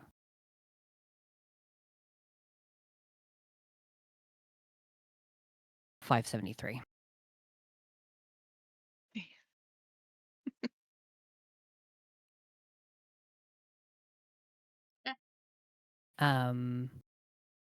And what was the total cost? So it's 240 gold for the ship. Okay.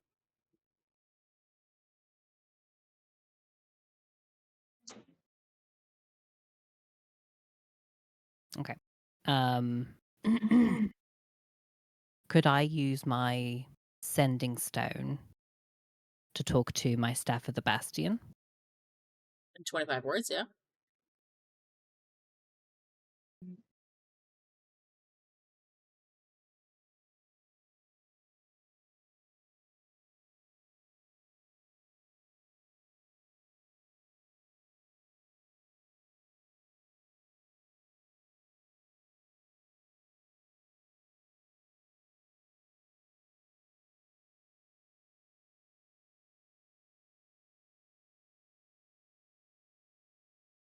Where was it their ship was arriving? They're going to go to the nearest port in Kaldorath.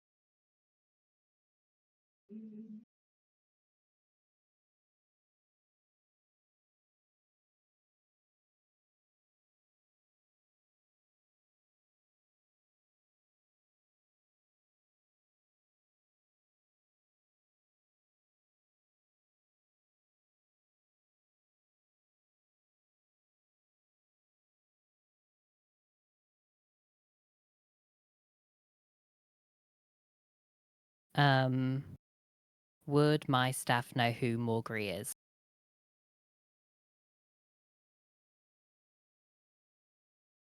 I mean, that's up to you. Would you have told them? I think of just because of my general disdain for her. Okay. They would have probably heard a lot of me cussing her out. Sure. They might not understand that she's also the innkeep, like the tavern keep, but they could certainly, the next time she stops by or speak with Sarah and get it done. Mm-hmm. So the message is, please deliver to Morgri. Delivering people to Bastion. They are arriving at nearest port in Kaldorath. Will become bodyguards. Provide assistance for their return.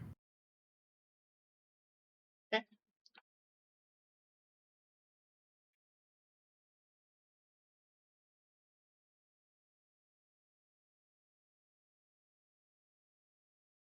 You will get a message back that just says it shall be done.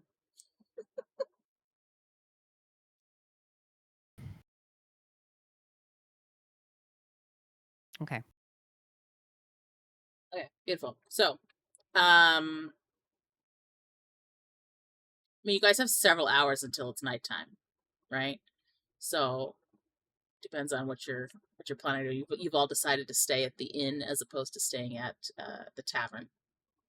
So, right? But what would you like to do? Are you going to try secure accommodations for the travel? Mm-hmm. Or would you rather just look at what might be available shop-wise? Or if Thalrik wants to go and investigate the dragoons?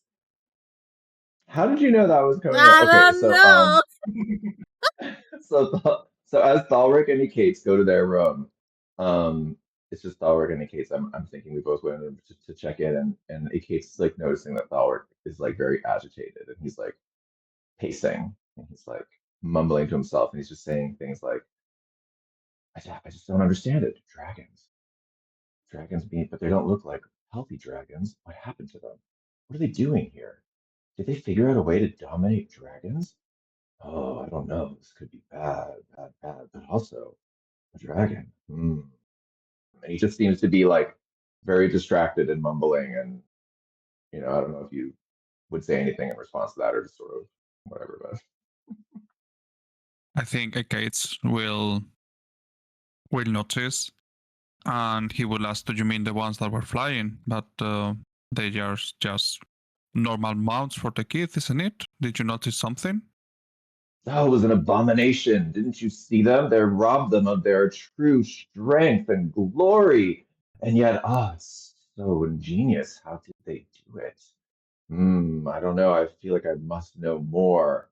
Oh, I feel like I have to know more. Then you can go investigate. Let's see what you find. Yes. Very good idea. I'll wait to the cover of darkness. I'll slink and I'll sneak and I'll see what's going on. His little evil Grinch smile. With Ekaitz will sharp go glistening and fangs. while he's doing all that, Ekaitz will just go and clean himself up.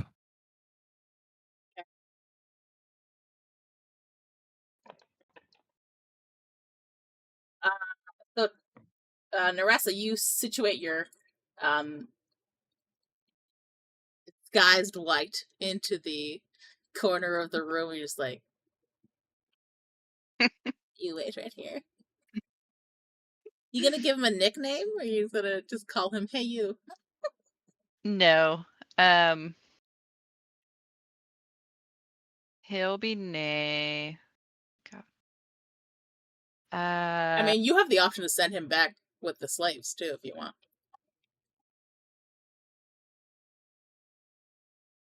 No, I'm gonna keep him. And his name is Hector. Perfect. Does Hector have an odor? Yeah, that's his odor. Nah, he's made of bones. He's not got anything left on him to He's smell. made of bone. Yeah. There's no Okay. there. Yeah. He might smell a bit like Bones of rust rusted from the chainmail. the armor that he's in, that kind of thing, but otherwise, no. He's not got any flesh Does he have left any on him corpse to moth to accompany him? Like in Wednesday? Sorry, trademark. No. Never mind. I meant the day of the week. Awkward. Okay.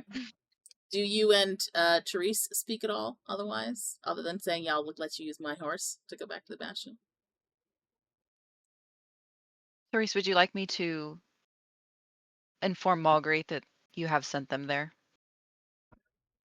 I did do a sending stone to my staff, but if it's something you are able to do, it might be better to just have a backup. Direct line to her. Yeah. I can let her know that they will be arriving on our horses. And have you informed your Bastion workers that they will be needing training? Are you going to request that Maugry put them in that training or find trainers for them? I would, if you are able to, request Maugry to look into training possibilities for them, see what's available. Okay.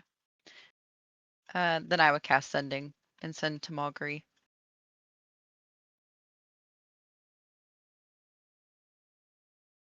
Therese is sending two individuals.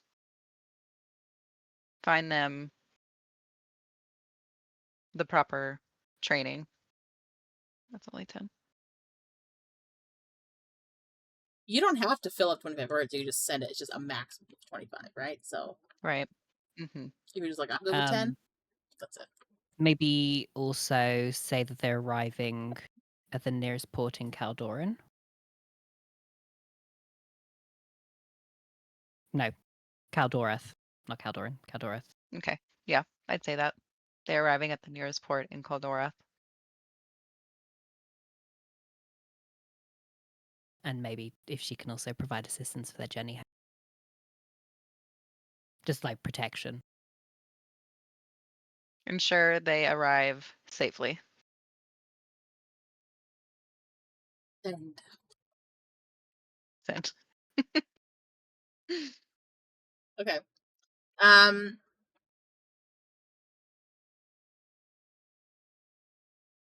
You just get fine as a response. Just one word. I would tell I love Therese. that. Yeah.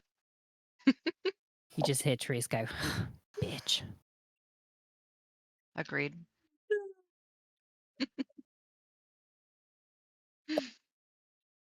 Above table, I love how you're all like, this woman is just trying to help you bring your lord back into power. She's only ever been helpful to every single one of you, and you're all like, bitch. All I know Actually, is Therese doesn't like her, so Yeah. I don't like her. It's just We because are she's got a villains. bit of a tude, which is funny. hmm What's doubly funny is the attitude is the same as Therese's attitude, but it's like she doesn't want to be emulated, so she's just... There can only be one. Only one bitch. Right?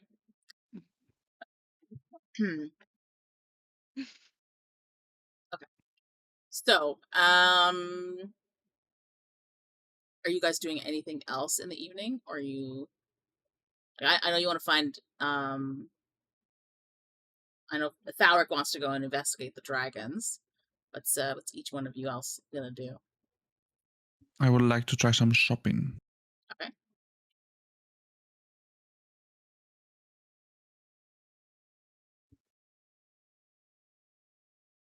And for Therese and Neressa? Neressa would probably go with Ekaitz just to see what is available in town. Therese is going to look for transport for the rest of our journey.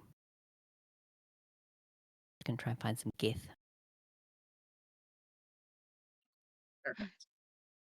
So, each of you will decide to do that. Ekaitz, you'll probably let the others know that Thalrik is going to wait for nightfall to do his things, but I would assume you're doing some preparation in the meantime, scouting out the city, likelihood areas of places you could actually sneak into. So we'll say that you're scouting about the city in the last hours of light before it hits darkness.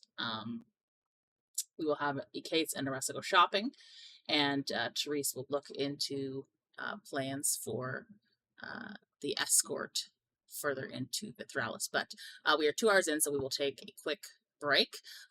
Please enjoy the new break video that will play.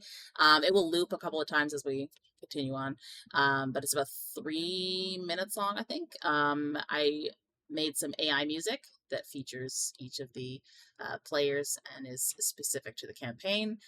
So please enjoy that, and we will be back soon.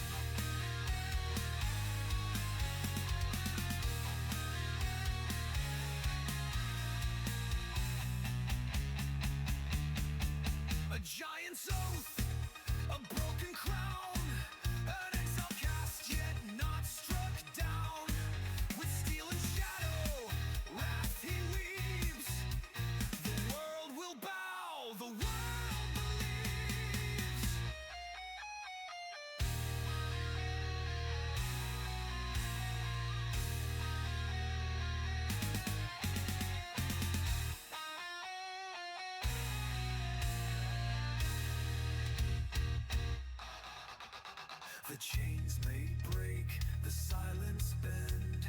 The last hope walks where shadows end. A devil stirs, his hunger stored. The world may kneel before their lord.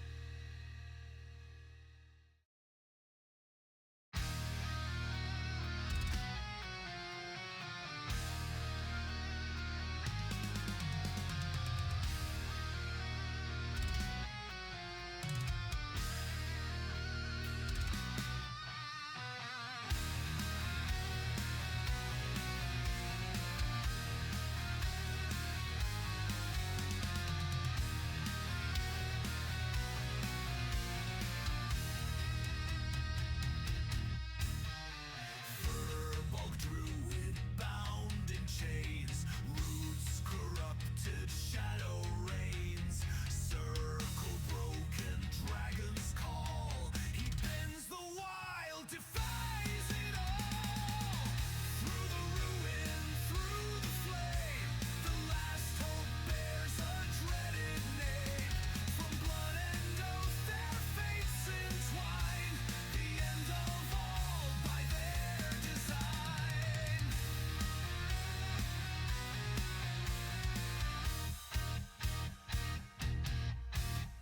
A bard of whispers, voice of lies. Her songs deceive, her silence spies. The blood queen's gaze within her veils. A puppet strings where truth derails. Through the ruin, through the flame, the last hope bears a dreaded name. From blood and oath their fates entwine, the end of all by their design.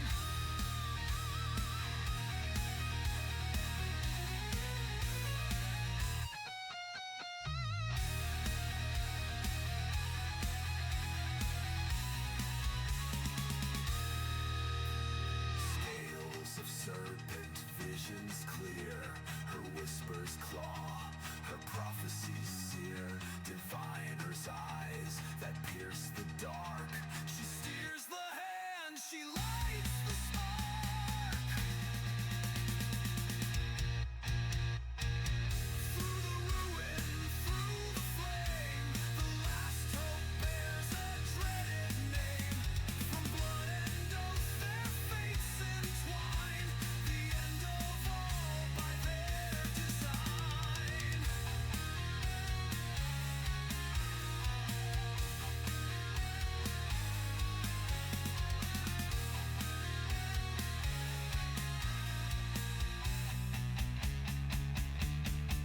A giant's oath, a broken crown, an exile cast yet not struck down.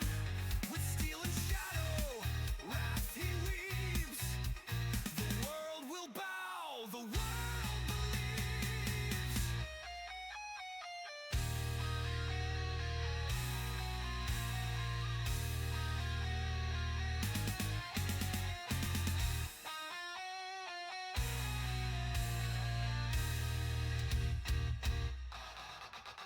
The chains may break, the silence bend. The last hope walks where shadows end. A devil stirs, his hunger stored. The world may kneel before their lord.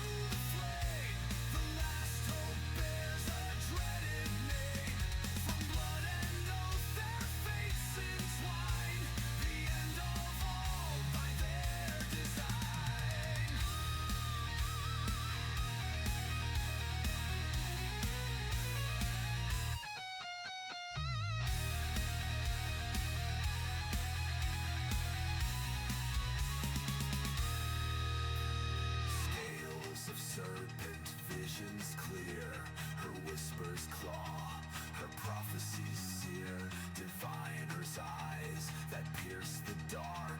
She steers the hand, she lights the spark. Through the ruin, through the flame, the last hope bears a dreaded name. From blood and oath their fates entwine, the end of all by their design.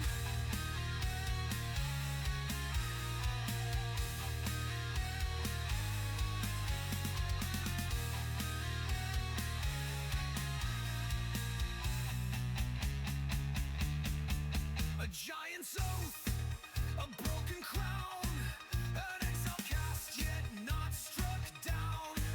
With steel and shadow, wrath he weaves.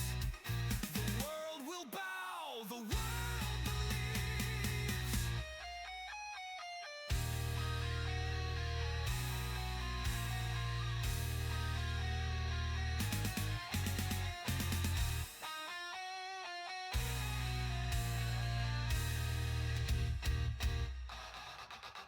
The chains may break, the silence bend. The last hope walks where shadows end. A devil stirs, his hunger stored. The world may kneel before their lord.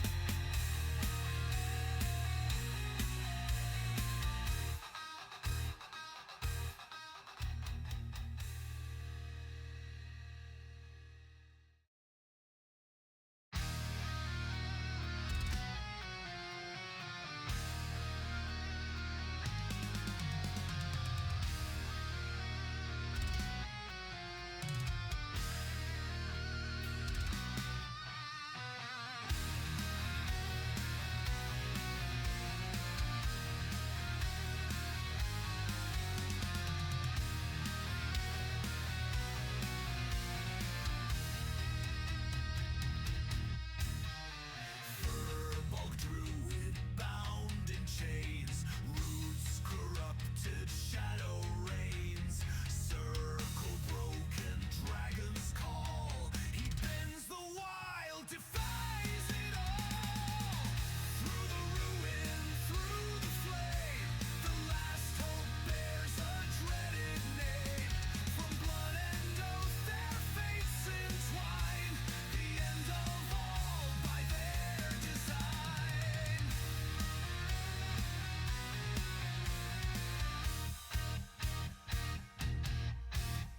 A bard of whispers, voice of lies. Her songs deceive, her silence spies. The blood queen's gaze within her veils. A puppet strings where truth derails. Through the ruin, through the flame, the last hope bears a dreaded name. From blood and oath their fates entwine, the end of all by their design.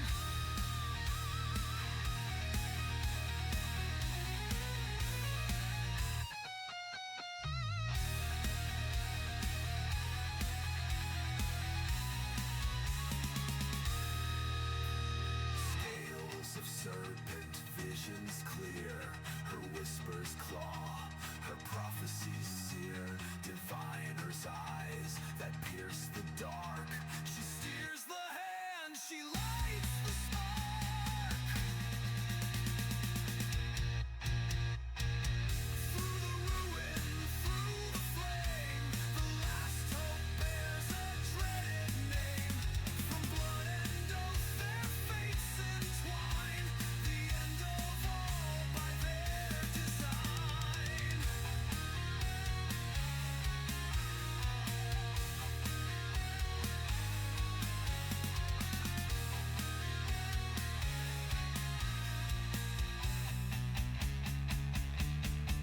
A giant's oath, a broken crown, an exile cast yet not struck down. With steel and shadow, wrath he weaves. The the world believes.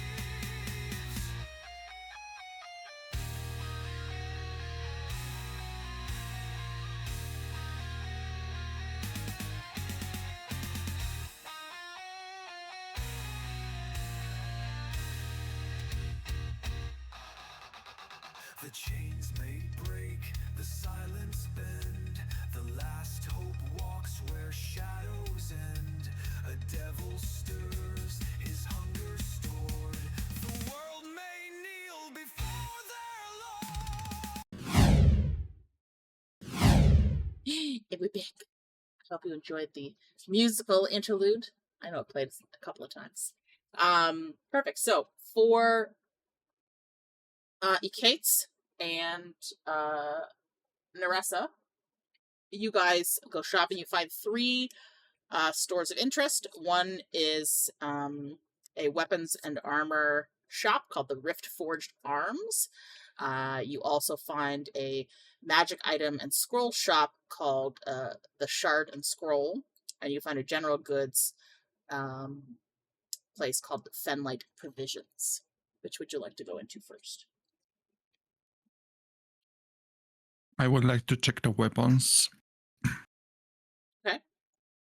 Inside the Riftforged Arms is a Gith weaponsmith who introduces himself to as Kardesh, Kardesh.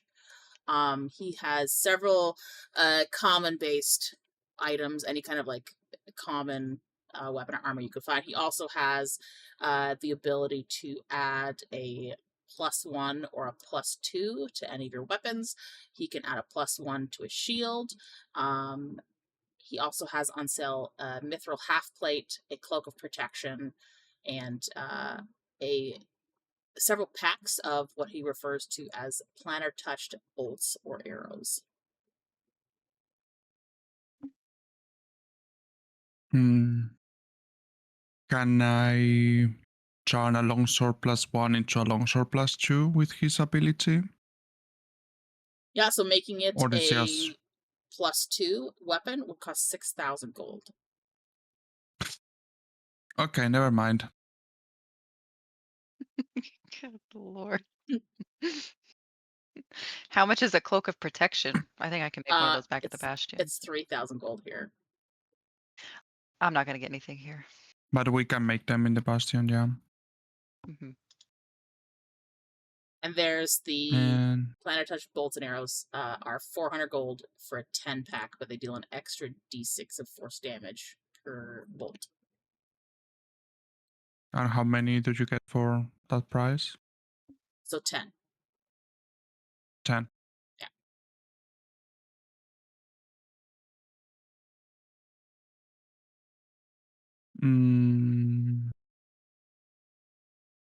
I honestly think I'm good. Because I don't use them that much, so no. There's also anything that's in like the common set stuff. You can get that as well. So you could think, hey, there's this nice set of studded leather that maybe Therese.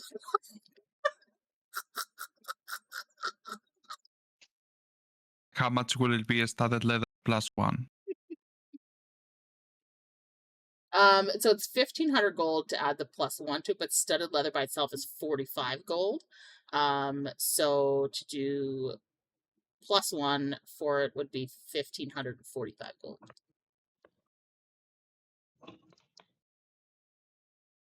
She can pay for it herself. Yeah, I was gonna She say has it's more way too money than you expensive. do. I mean, you could tell her about it. I will tell her when I see her, but yeah. Never mind. I just wanted to know how expensive this shit was. It's expensive here. Yeah, especially here. Right. Yeah. So I'd say let's go check the other shops. Let's see what we find.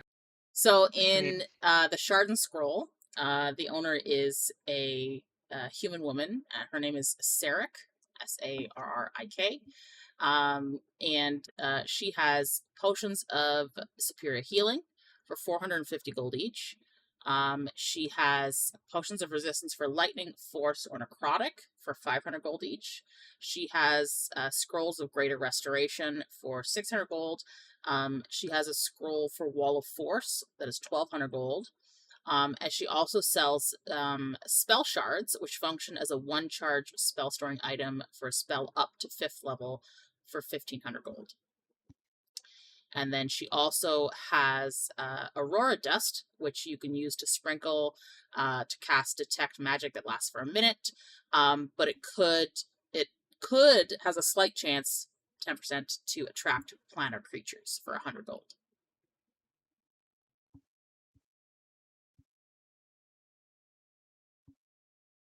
Ekaitz, do you see anything here that you like? Anything that Not interests really. you? I already have 3 potions, great potions of healing. These are superior, so these are the next ones up. Ah, these are superior. Okay. Yeah. Yeah, how much do Superior do? Superior, I believe.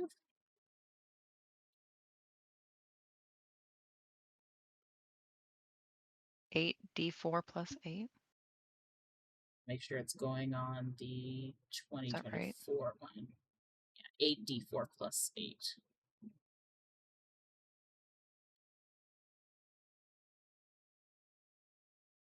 How many do I Hmm. Then I'm gonna buy one of those, just in case. Okay. Do we have any of us has anything to revivify in case one of us?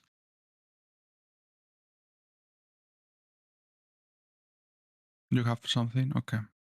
I have Were you saying a revivify? Revivify. And I do know that Oh, Thalrik knows the spell Revivify. Okay. yes. And I have a scroll. Which does require material component of a diamond, I believe, worth 300 gold. Which I don't know if he has. Yes, This- we do need more diamonds. Yeah, we do need more diamonds. I only have one. So he can do it once, and the rest can do it once. Okay. So it should be okay-ish, I hope. So you want to buy 1 potion of superior healing? Just because they were 450, you said? I mean, you do have the option to try and bargain, right? Weave a Yeah, I story. want to try to Weave a bargain. story. Try and see if you can bargain, right? That's always an option. I want to try to bargain. Okay.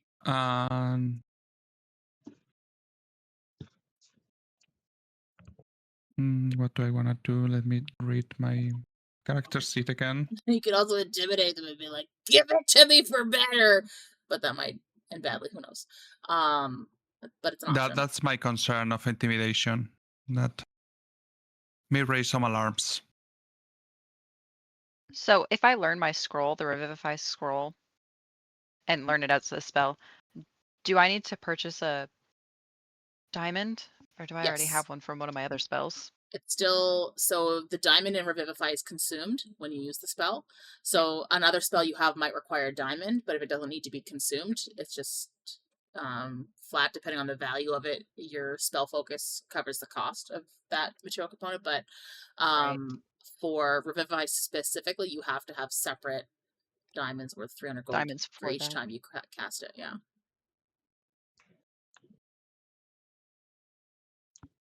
Which seems crazy to me above table because like you just carrying. Imagine if you're the cleric.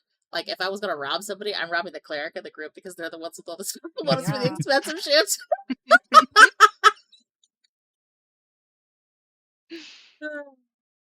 You going to hell, Andy? Listen, I'd also be robbing the druid. They're likely to have the good things too, but I think the trade-off there is that their passive perception is usually the highest, so they're more likely to catch a thief trying to steal from them than somebody else, right? Because they have high wisdom. But yeah, I'd 100% rob the cleric. Bye.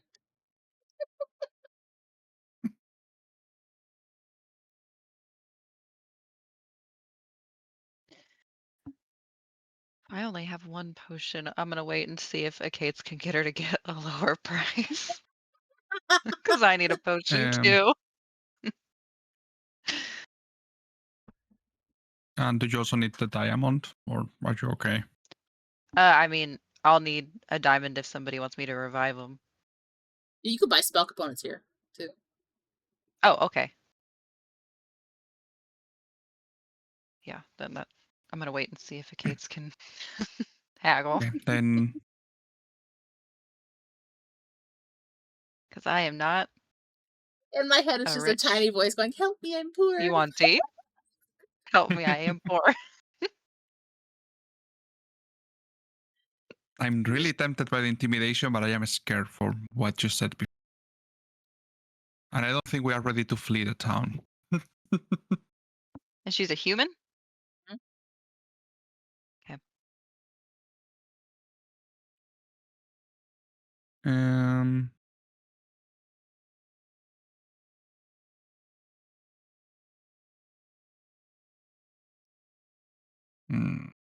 I don't like the potential consequences, so I'm not gonna try to intimidate. Maybe not in the middle of the town, surrounded by flying geese. Sounds difficult. Can turn out really badly, especially with my rolls.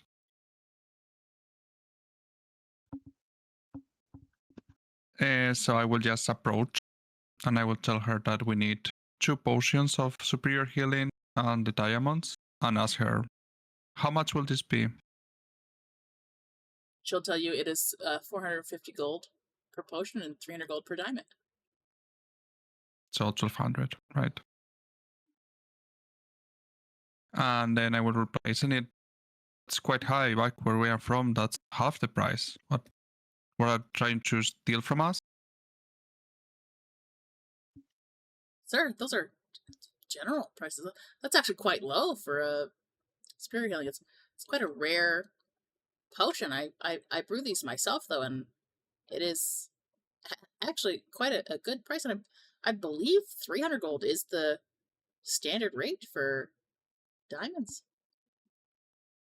Are you sure that you understand economic value? I will just look at her and not appreciative of her tone. But I will continue saying that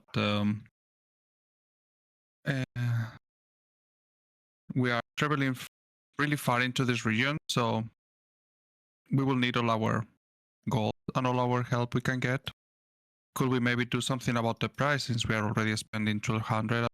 Maybe we can get a little discount. What brings you so far into Vithralis? Usually it's only Gith that travel further in, or mercenaries of some kind. Usually treasure seekers Well, looking to gather things from the rifts. we have important business with the Gith in this area. You do. Which Gith are you traveling to see? That's none of your concern. Oh. You brought it up, sir. I was just making conversation, but okay. Good.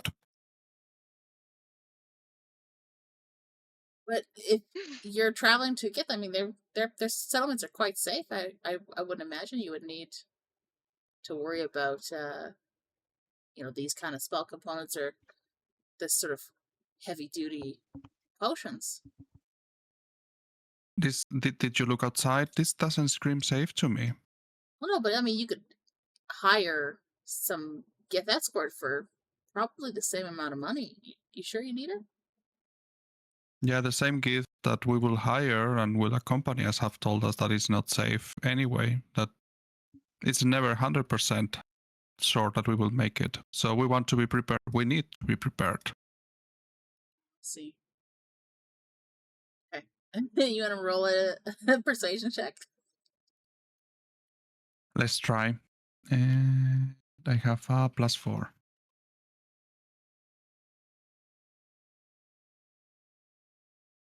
17 + 4, 21. I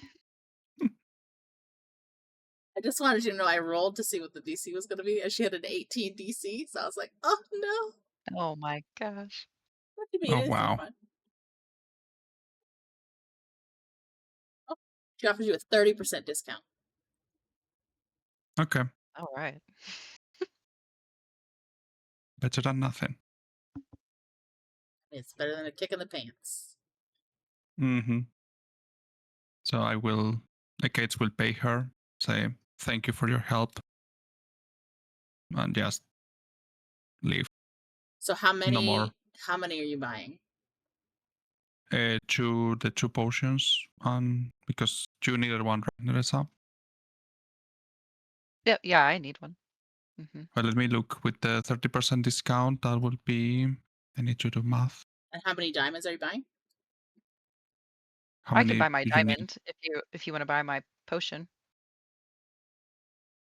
Then you choose how many you want. Of the potions? So you save Of 270 the gold. diamond. So you pay 630 for 2 superior healing potions.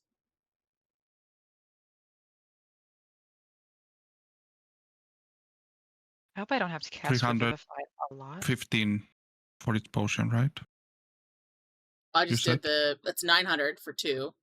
And so minus 270, which is a 30%, making it 630. So it would be 315 for each. How much money do I have? Do I want to buy 3? No, I will buy 2 then on the diamond. We can also get it. The diamond's 210 after the 30% discount.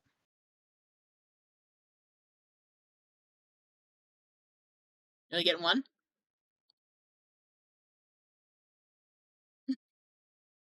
Ekaitz, are you buying one for me? I'll buy 1. He's like, I'm Okay, and then I'll ensuring buy I one stay also. alive. Yeah. Okay, if Ekaitz, I'll buy one also out of my own money. So we'll have 2 diamonds. So I pay in total 840. And I'm paying 210.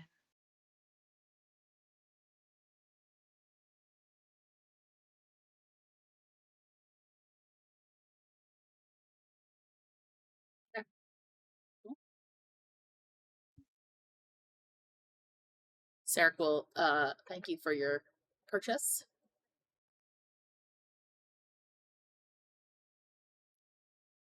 And I assume that you will then head for the next store, in which you will find a quite rare. You've not seen another dwarf in this territory, but you find a dwarven trader at Fenlight Provisions, who introduces himself as Baron Stouthoof, which is odd because you would think that it being called Fenlight Provisions, that his last name would be Fenlight, that it's not.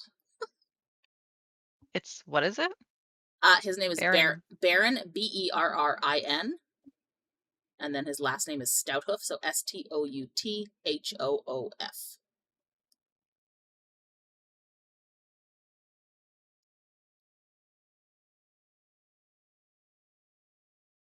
Here, rations cost 6 gold per instead of the normal 5 gold, because they are scarce. Or, sorry, 5 silver. They're scarce. Like, rations themselves are scarce. So 6 gold, which is crazy. It's like 10 times the amount of what you would normally pay for a ration. You see that there is oilskin cloaks available for 15 gold. Baron will advise you that they are well used in Vithralis because they lessen any type of planar storm activity on your gear. So if it's something where it's like you'll be less conductive to lightning, like especially if you're wearing metal kind of thing, draping that over you makes it less likely for them to strike you. And he also offers a waterproof map case for 50 gold. He also offers a drift glow lantern, which glows even in magical darkness for a 20-foot radius, which is 250 gold. And then he offers iron-bound tents, which are planar tear resistant for 400 gold. Could a waterproof map case hold a book? I would say yes, but if you were then to try and cast a spell, you have to take it out of it in order to use it again. So you'd be using Mhm. your action to pull it out. So you can, but just bear that in mind. How much is a waterproof map case? It's 50 gold.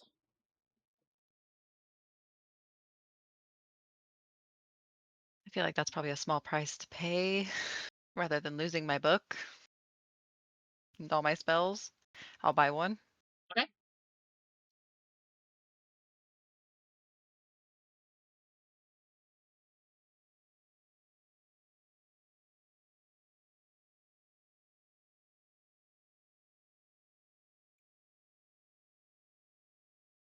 Anything else you'd like to get? I would How assume many uses do Ration you? Central there is going to cover your rations, so you don't really need them. What was the question? How many uses do you get out of this oil for the armor cover protection thingy? It's an actual cloak, so it's an oilskin cloak. So it just drapes over Okay, it's a your. cloak.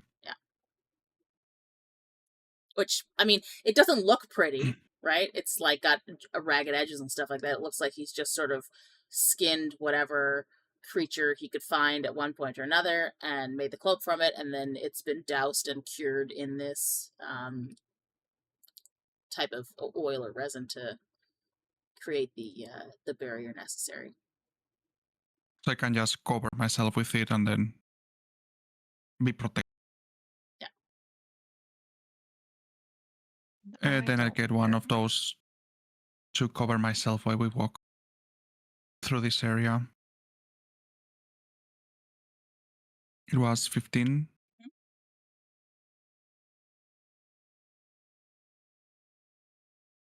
My white is wearing a cloak, but is this a different kind of cloak? Like Yeah. it has special properties? Basically, it's like, you know how like if you wear black clothing, it absorbs sunlight, and white clothing kind of repels it. Same basic principle, but for like the lightning storms, the substance that these cloaks are treated in, sort of metal would attract lightning. This would repel it. If that makes sense. Not Okay, like and you said it's 100%, 15? but you have like basically advantage to avoid getting struck should you be in a particularly bad storm. Yeah, it's 15 gold. Okay, I'll get one for my white for Hector.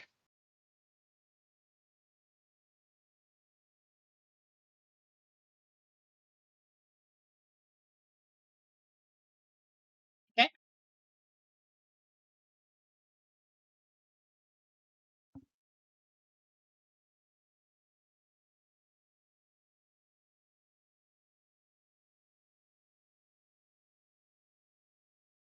Anybody want to get an upgraded tent?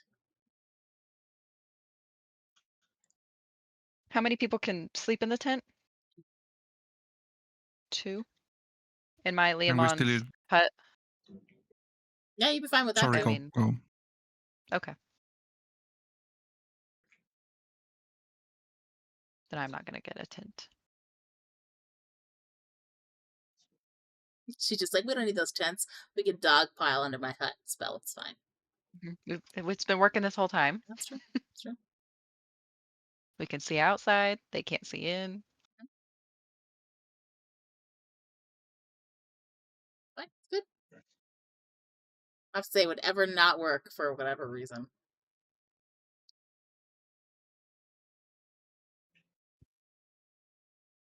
I'm one of those players that I would have like any contingency I have covered. I have the Mary Poppins bag full of everything that could go wrong will go wrong. I don't have the coin purse for that. I know. Alright. One day. So you guys finish gathering all of the items that you need and return to the inn for the evening. Or Therese, where would you like to go to look for informations?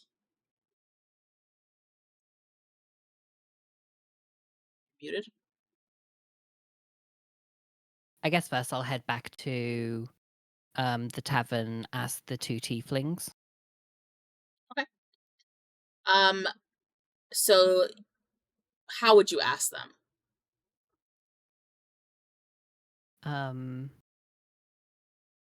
And I don't mean like, are you asking nicely? I mean like the words that you're using to ask them Yeah. about it. Therese would approach them. Good evening. We just arrived here, but we plan to really only be staying around for one evening. We are looking to advance further inland, and we would probably like to get some assistance. Above table, does she know that the Gith are the best options to go with? I mean, you were told as much. Okay. This is their territory, so it's like they know it best kind of thing. So I was informed that we should probably be looking for assistance with having Gith guide us through to where we need to go. Would you possibly know where I can find individuals that provide this service to us? they will point out 2 individuals currently in the tavern. One is a gentleman with a stern sort of countenance to himself, silver eyes, and what looks to be scars on his face and his arms, likely caused by lightning from planar events. He is a Gith, and he seems quite commanding. They will point him out as Captain Veya Thalen. Veya is Veya, and then last name Thalen. They'll tell you that he is the current Rift Sentinel commander in the region. They'll also point out an elf sitting on the opposite side of the tavern, who appears quite elegant in flowing blue and silver robes, and they will tell you that that elf is Lorwyn Mirahel. I'm going to put it in the chat because it's just easier.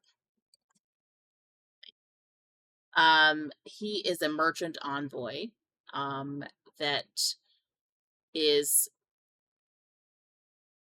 he maintains elven trade in the region, and the tieflings will say, should you have anything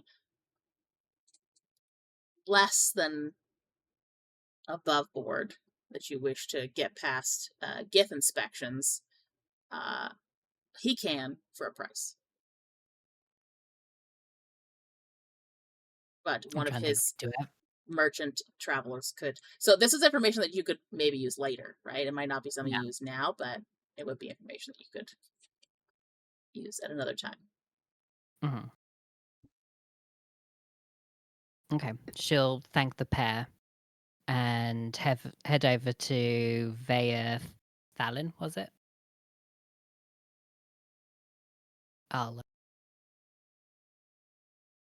Does he see me coming, or is he busy doing whatever he's doing? So he's talking with a couple of other Gith that are there. They seem to be part of, like, imagine if you were seeing like a commander and like his troops, just like a couple of them, and they're all having not like a raucous kind of thing, but they're all having like a generally congenial conversation with each other. You could see at one point or another he smirks.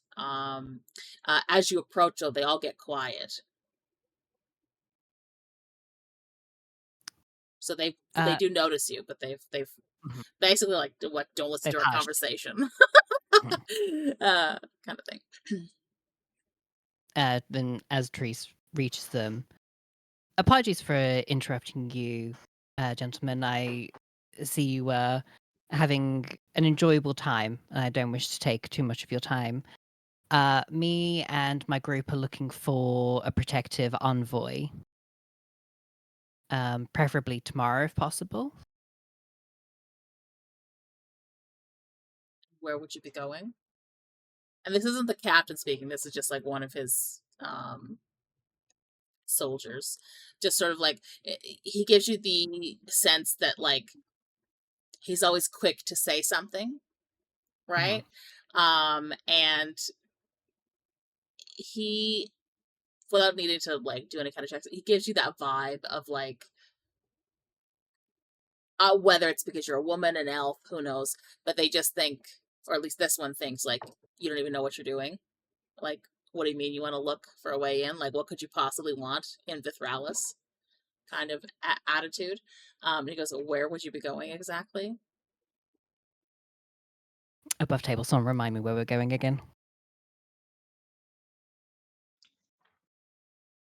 We are going. You're looking for a rift into the place that you know where it is. Of this group, you're the one that knows where you're going. Okay. The opera house. You know where Oh the yeah, it's in opera the house Shadow is. Fell. Mm-hmm. Yeah, we learned that in the lore thing. Let me just quickly DM you. So we're rift hunting? Gotta look for the flowers. Huh?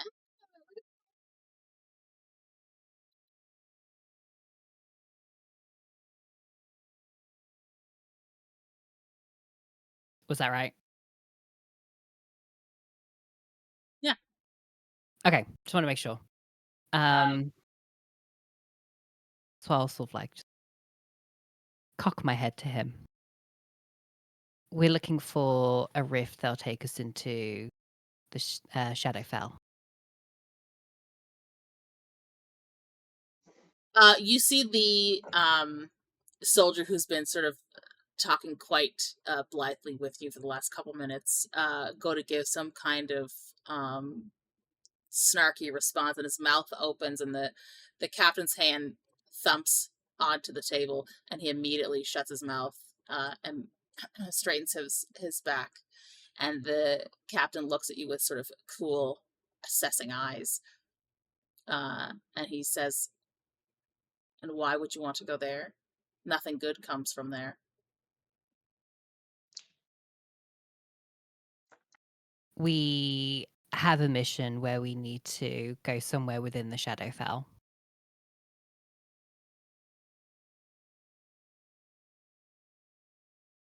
When you use the word mission, his eyes kind of narrow at you. And he goes, "Who would give such a mission?"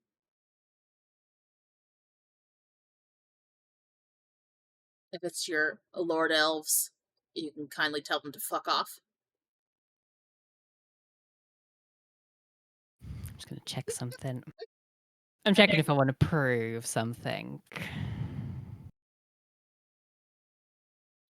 He'll say, as you're checking, I'm just going to continue. He'll say, "I've taken many an elf into many a rift, and they're more trouble than they're worth. The Shadowfell itself is one of the worst. I If you're promise just you, looking for treasure, I won't be taking you anywhere." it is not treasure. Appearances may be deceiving, but I'm well familiar with the Shadowfell.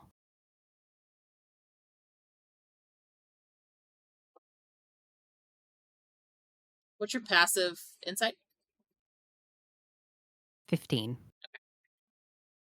I was using that as my own DC to see if he could understand your nuances, and he failed.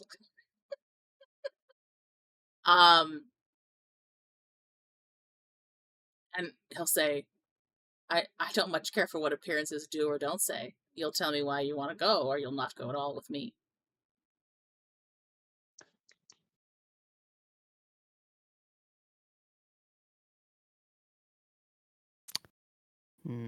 I can only do something that'll probably get me in trouble.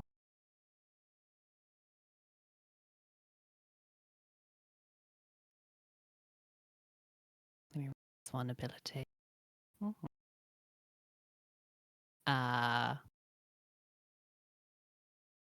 fuck it. I'm a native from the Shadowfell, and there's something that I need to retrieve. It's very important to me. It's a personal item.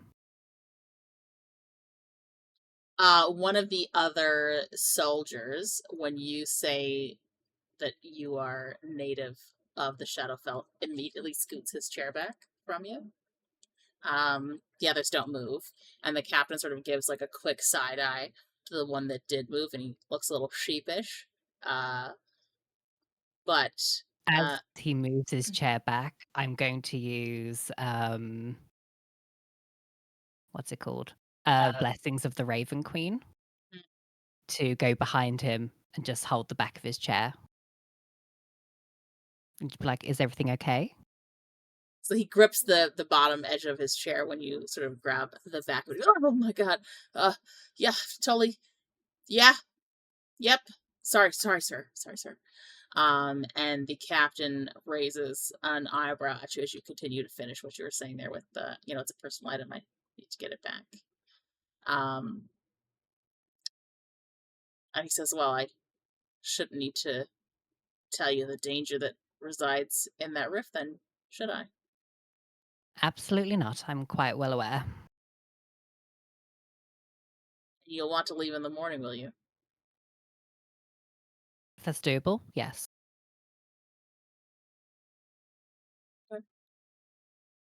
He will offer to take, he'll first confirm how many will be going.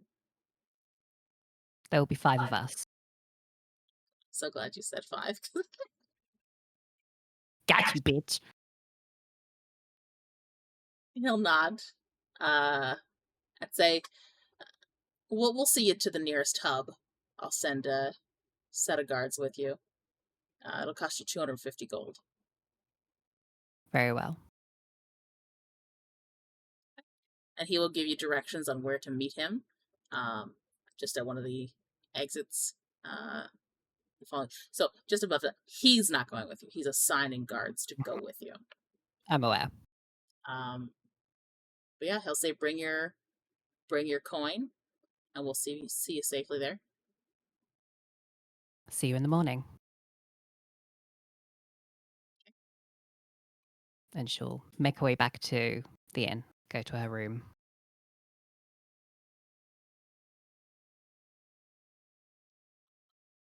So Therese has now revealed that she's, for anyone else that doesn't know, she's not exactly elf, but she looks elf. But she didn't do it in front of any of you, so you don't know. Nope. Okay. Beautiful. Thalrik, you spend several hours roaming the city. You do manage Not alone. Huh? Not alone. He also has some of his little minions from his bag of tricks. Oh, I'm rolling okay. right now. He has number 5, who is the black bear. Okay, the black bear will probably stay in the room for now. Please be one of the small ones. Okay, let's see next. He has. Oh, good. He has Jinx, the jackal. Okay.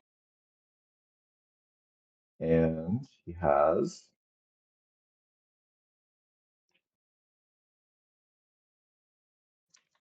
Ah, excellent. Hex, his baboon. So Onyx will probably stay in the room because it's a little big for now. But we have Jinx and Hex the baboon, who are also probably the baboon will go with him, and Jinx will be on his own as we're like lurking around trying to find information.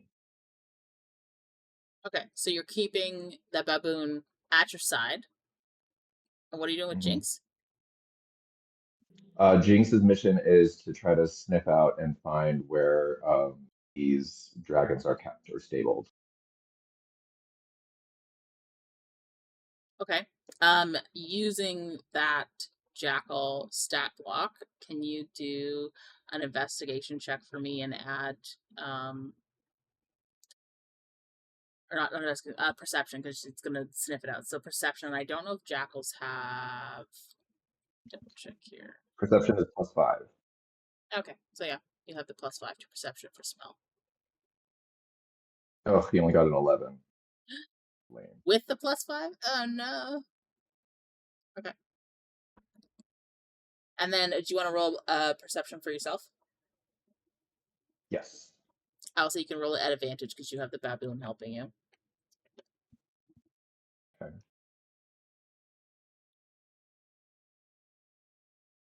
Oh, for fuck's sakes. Okay. I didn't give myself advantage. Fucking hell. Anyway, 18. I didn't give myself. Fucking. Anyway. Can we just assume he Advantage, would have given right? himself guidance? I mean, yeah, he gave himself. He would definitely give himself guidance. Like, Sure, yeah. sure. You can have guidance this time.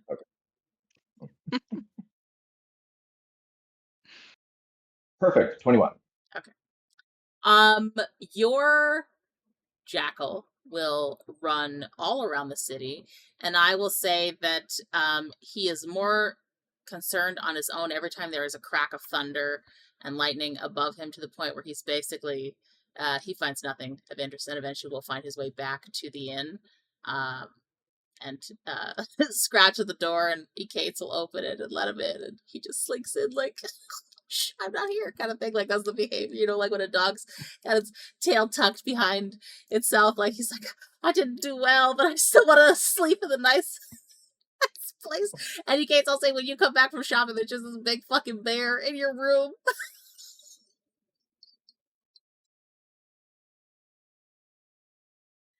Would you react to Friendly. a He knows. bear He knows. in your room?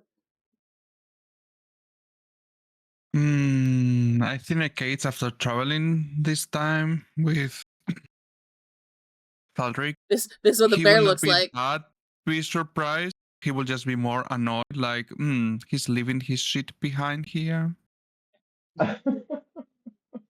Aw. The bear is lying on your bed. Then I will just go to Thalrik's bed. See which bed Ekaitz he's gonna be doesn't on. mind that much about those things. It's just a pet is a pet. And if bear is on mine, then Thalrik has to figure it out. Sorry. Okay. And when the jackal returns and you reluctantly get out of bed to open the door to the scratching noise, and he slinks in, he just scoots right underneath the bed that the bear is on.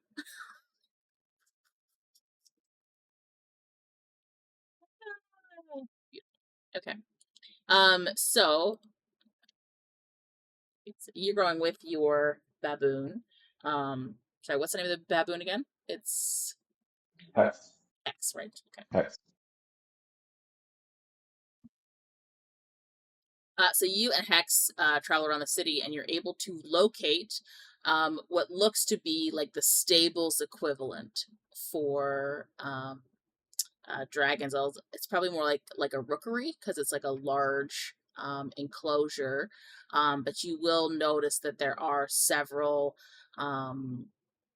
openings up at the top with like I guess launch points for dragons to like climb up and then launch out of from inside of it. And you'll see that as the night is falling, that several of the patrollers that were on dragons are landing on those plinths and then descending down into the rookery with their mounted dragons. So you have found at least an area that looks like they are housed there. With several dragons inside, and also you can probably hear their noise at some point or another throughout the day. So you have found an area where you can investigate further, should you wish. There are several Gith in the area, though, so bear that in mind. Okay. Do you want to do that? Should we do that now, or do we want? Is this in the middle of the day, or do we? Well, this nightfall now is hitting, so it's up to you. Like, they've all done their shopping and reconnaissance. They're all going to bed. It's now nightfall. You said you wanted to do your investigation at night. Okay. Mm-hmm. Tis Okay, night. so here's what we're gonna do. Thalrik is going to be somewhere off to the side, and I have a question. Okay. With the disguise self spell, could I make myself look like a Gith? Yes, so with the disguise self spell, you can make yourself look one size larger or one size smaller, and you can also change it. Anything that you have in terms of appearance. So your horns, you could make it look like they're not there, but with the disguise self, like somebody, if they go to touch that air, like it's still physically there, right? It just looks like it's not. I believe it's an intelligence-based thing if they think that there is something wrong, but just naturally they wouldn't necessarily unless they think you're suspicious. And that so if you give them reason to suspect you, then they might take a closer look at you, but otherwise you would for all intents and purposes. But, I mean, Gith are relatively tall, so they're about your height as well, but they're much thinner, so you'd have to sort of keep that in mind. Okay. So, so I'm going to use Disguise Self at first level, which is not a concentration spell. Yep. And I'm going to make myself look like a Gith as much as possible. Somewhere where nobody's I'm doing this, by the way, like in the shadows, somewhere where no one's like looking home. Okay. Okay, Disguise Self. And then I'm going to give myself Dark Vision. It's a second level spell. It lasts for 8 hours and it doesn't require concentration. So I can now see in the dark as well. Okay. Dark Vision. And then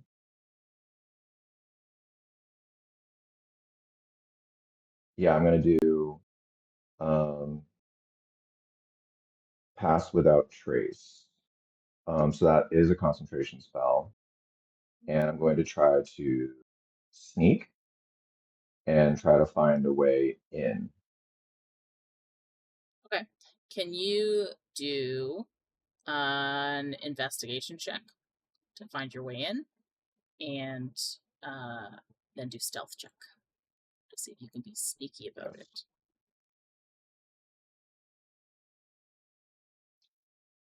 God, I hope I can't do guidance because I'm already out doing concentration on something. No, you can do guidance because it's Oh not. my Guidance God. isn't. Well, is guidance a concentration spell? I rolled a nat 1. Oh yeah, guidance is It a is a concentration. Yeah, so you wouldn't be able to guidance now. I rolled a nat 1. On investigation. I'm using heroic inspiration. Okay. I had 2 from last session. Do I still have 2, or do we just get 1 at a time?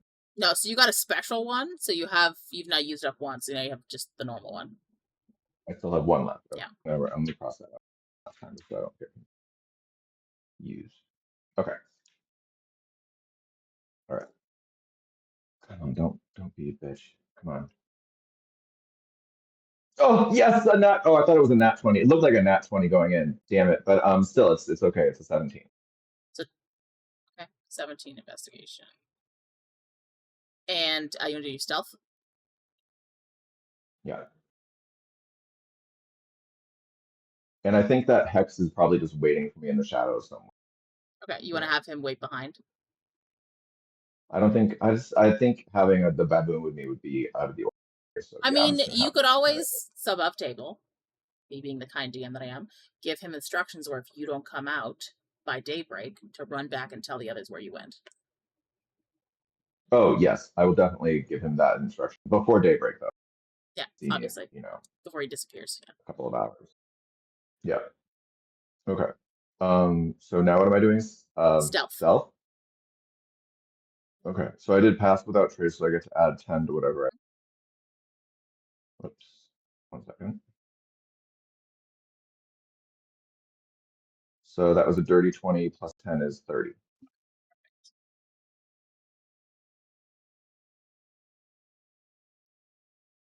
So you have made yourself look like a Gith.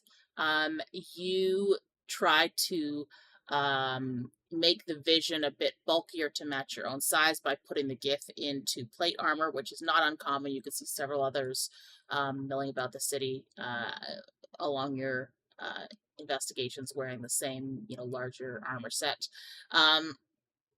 Because it's an illusion of armor, it doesn't make sound. So you don't have to have any disadvantage on your stealth checks like normal armor would, but it does help with your size to make it feel more filled out.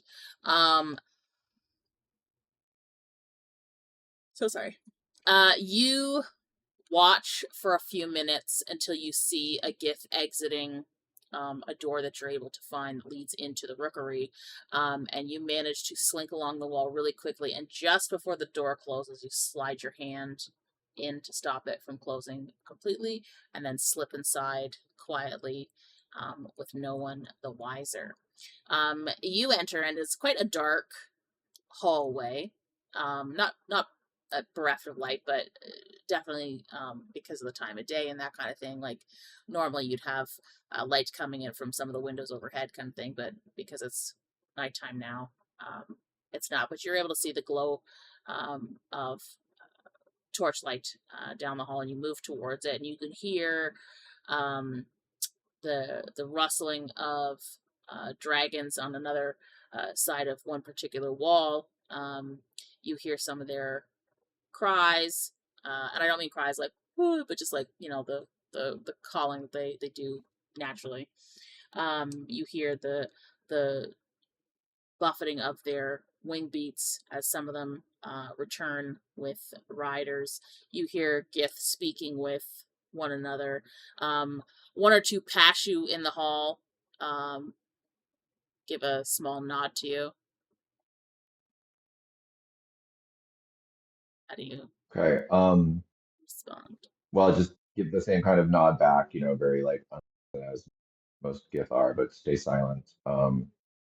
And I'd like to. God, this is such a dangerous situation I'm in right now. Okay, I'd like to. Oh my God. Alone, without telling anyone but Ekaitz. Oh God. I'd like to.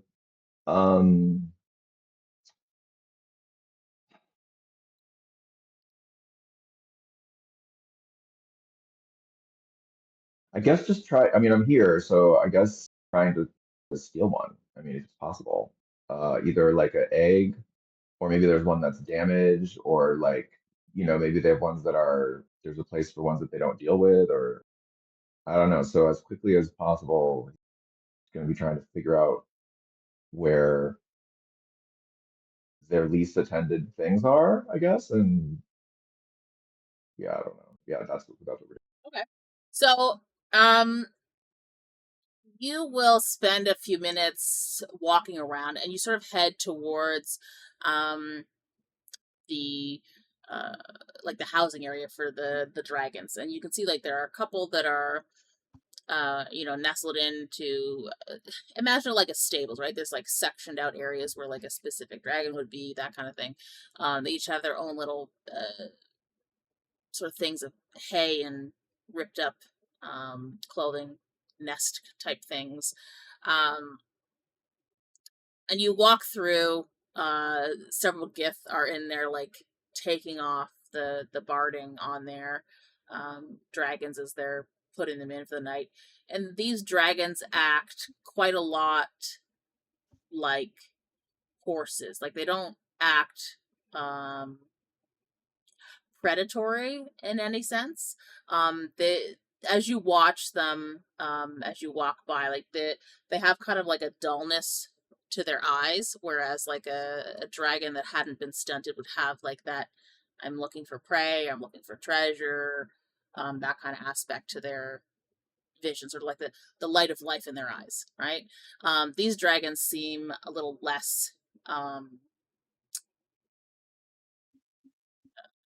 inclined to follow their instincts. They're just sort of there. You'll see them eat.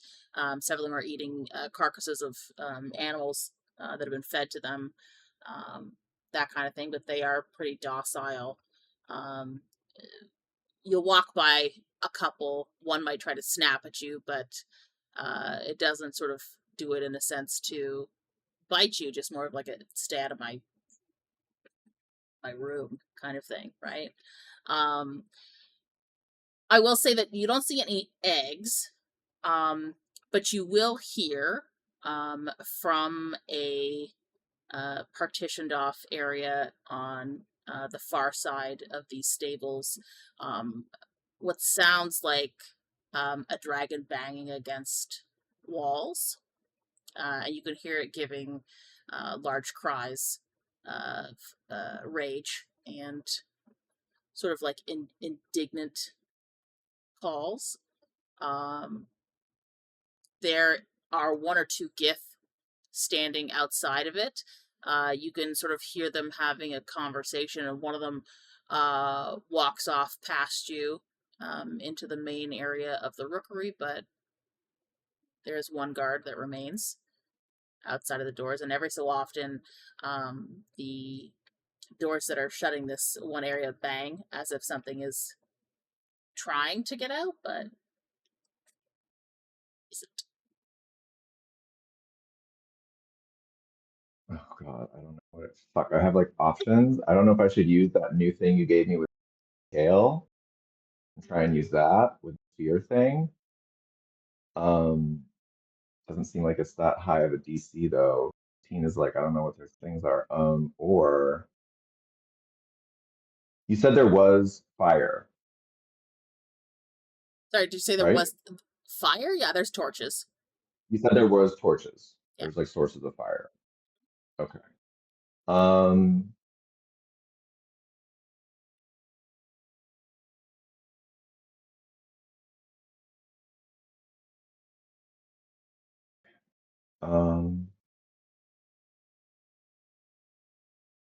because I don't speak Gith, so I can't get into conversation with this thing, so I need to figure out something else. I could either try to use that fear skill, or I could. How does the control flame cantrip work? Is that if you were casting that and you were being stealthy, would people recognize that you were casting it? I mean, only if they were like, how does that work? It says it's just somatic. So a somatic component is like moving your hands. So if you're in their line of sight, right, they could perceive you moving your hands and see that it's reacting with your, like, the way that you're doing it. It's like, imagine if you're like, grab the flame and like move it, like even that kind of movement would be recognizable in terms of the somatic component. You could also try and do like a sleight of hand, and maybe you're doing the movement behind your back, right? But if they're in view of you, they can see you doing it ostensibly. Okay. Is this guy looking at me right now? Has he seen me, or am I just not? I mean, really? you're in This is all in dynamic. an openish area of the hall. He can see you. He's not paying particular attention to you, but you are within his line of sight. And there are Would I know? couple behind you, probably 40 feet back, who are distracted. So Would they're I not looking know at you do specifically, Gith? but there's like two of them back there. Would I know? Do Gith have dark vision?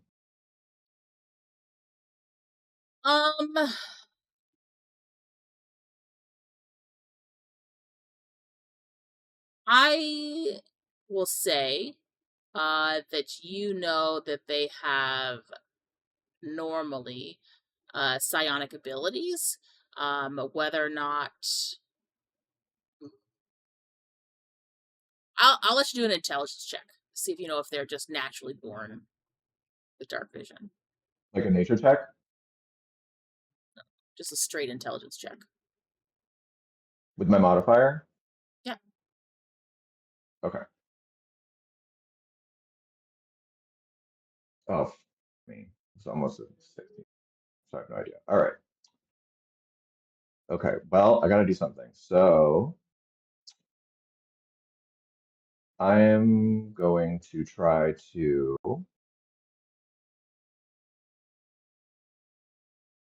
Would the pass without trace help with my sleight of hand, or that's strictly for stealth?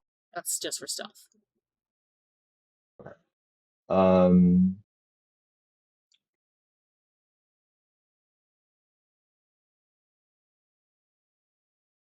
Okay, with the dragon's command feature, if I were to do that from the Sorry, scale, you're would cutting out the a bit creature there. targeted? Move closer to me. Sorry. There you go. With the verdant scale dragon's command, if I were to use that, would the creature I use it on be aware if they passed the, if they passed the save, would they know that it came that I was the one who did it? Not someone to try to use fear on them. They wouldn't, because there is a verbal component to it. Like, it's basically like you're lacing power into your command, so it would just sound like you said something to them. They wouldn't necessarily know that there is, like, you tried to influence them in that sense. Like, they know you said something, but otherwise, no, not if it fails. Okay.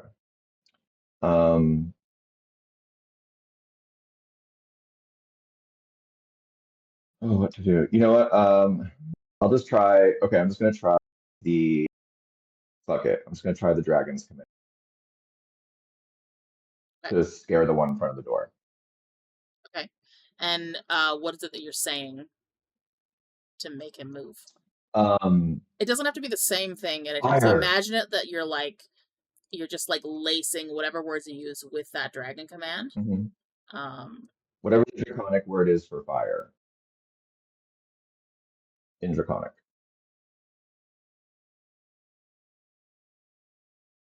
So I have a contingency plan. Ixen. Ixen is the word for fire. Okay. Oh no.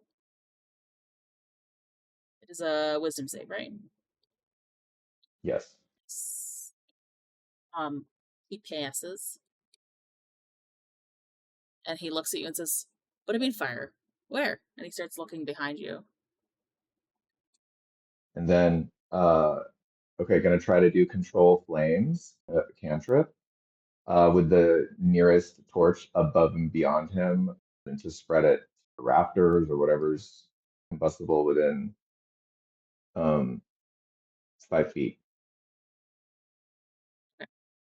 And that one is a somatic. Okay. So are you doing it like you're trying to sleight of hand, like make it look like it's part of you pointing out that Yes. it's there versus him seeing like you going, fire? Yes. Okay, you want to do a sleight of hand? We'll see how good you are at masking your movements. Oh God, help me. Okay, yes, here we go. I hope this comes out good. Nat 20. Oh, beautiful. Okay, you have no problem masking your fluid emotions to point out to this Gith that there is now fire licking at the rafters, and he goes, "Oh, shit!" And he starts, "Fire, quick, somebody get water!" And he starts looking around and, fuck, and he'll just start running to try and go and grab water, and he takes the other two Gith with him. So right now, you are in one of the levels of the rookery by yourself, several dragons behind you, and something in front of you banging up against the doors. Yeah, he's gonna go into the one that's not, and just hopefully, if it's unlocked, hopefully it just opens. It's not unlocked. It is locked. It is locked. Okay. Okay. I don't even have lockpick tools.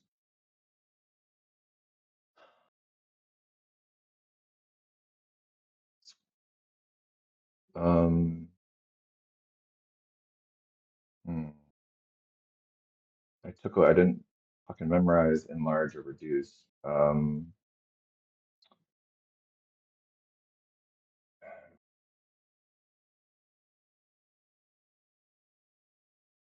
don't know how would it be able.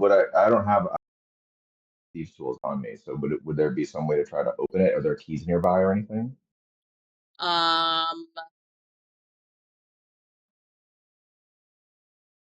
The keys went with the guard, as he. I would say you could probably. If I heard them jingling, can we say that I would have maybe tried to snatch them if I heard he had keys? I guess I probably wouldn't have if I didn't know. I mean, I don't know. Yeah, it would be keys are like on his belt, but I will say that you could. I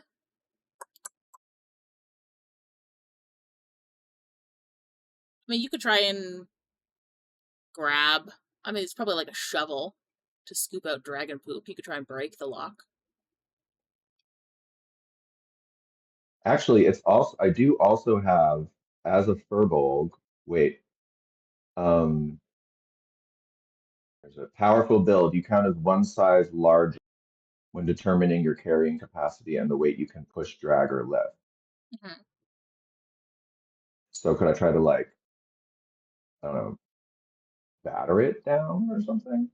I was saying you could grab like a shovel, try and break it. It's like against the lock. The other option you could be is continue controlling the flames and burn part of the edge of the area where this thing inside is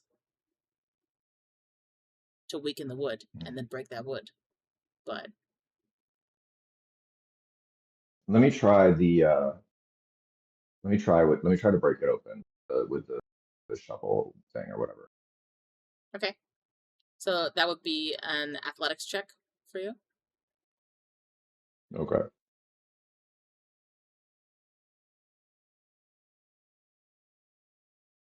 Okay, I'm gonna use my last heroic inspiration. Okay. Right a minute now, watch. He got a 6.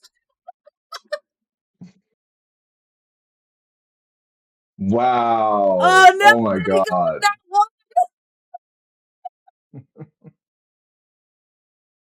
You do also have the option of just speaking to whatever's inside there as well. Okay. Yeah, Thalrik will try to speak to the dragon. I'm going to speak in Draconic and tell it to attack the door, that it's safe to come out, but it needs to attack the door. Breathe. I don't know if they can breathe fire, maybe fire. Maybe I don't know if they can even breathe fire because they don't seem to be. You do not get a verbal response, but you do hear the sound of whatever's been trying to beat against the sides of the area inside, like still for a moment when you speak in Draconic. And when you say like it's safe to come out, like you can break against the door, you hear what sounds like the rattle of chains. Oh, and it's fucking chained. Great. Okay. I can't do anything. I mean, I could turn into a red dragon. I guess I'll try and spread more fire. I'm just gonna keep spreading the fire. Fuck Okay. it. How many more feet you spread it? 5 more feet towards the side of the Enclosure? the chamber. Yeah, the enclosure. Okay. Yeah, so you have now 5 feet of fire spreading out across the enclosure, and you can hear in the distance some kind of bell ringing, and you can hear quick movement happening. So the side of it is now weakened.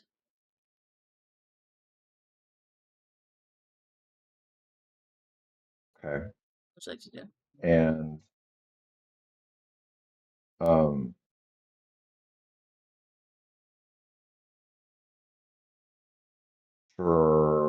try to break it down. Okay, so you want to break down Maybe? the area that's caught on fire, right? Mm-hmm. Okay. Mm-hmm. How would you like to do that? I guess the same way, maybe with the shovel, and just unless it broke, it probably broke because I got a nat 1. So I'll just throw my body into it. You just want to throw your whole body into the fiery wood. Yes. Okay. So I'm gonna give you advantage for this roll because that's funny as fuck. So, I will give you an unarmed strike at advantage to try and basically bust through this burning wood into the enclosure. Okay, an unarmed strike at advantage.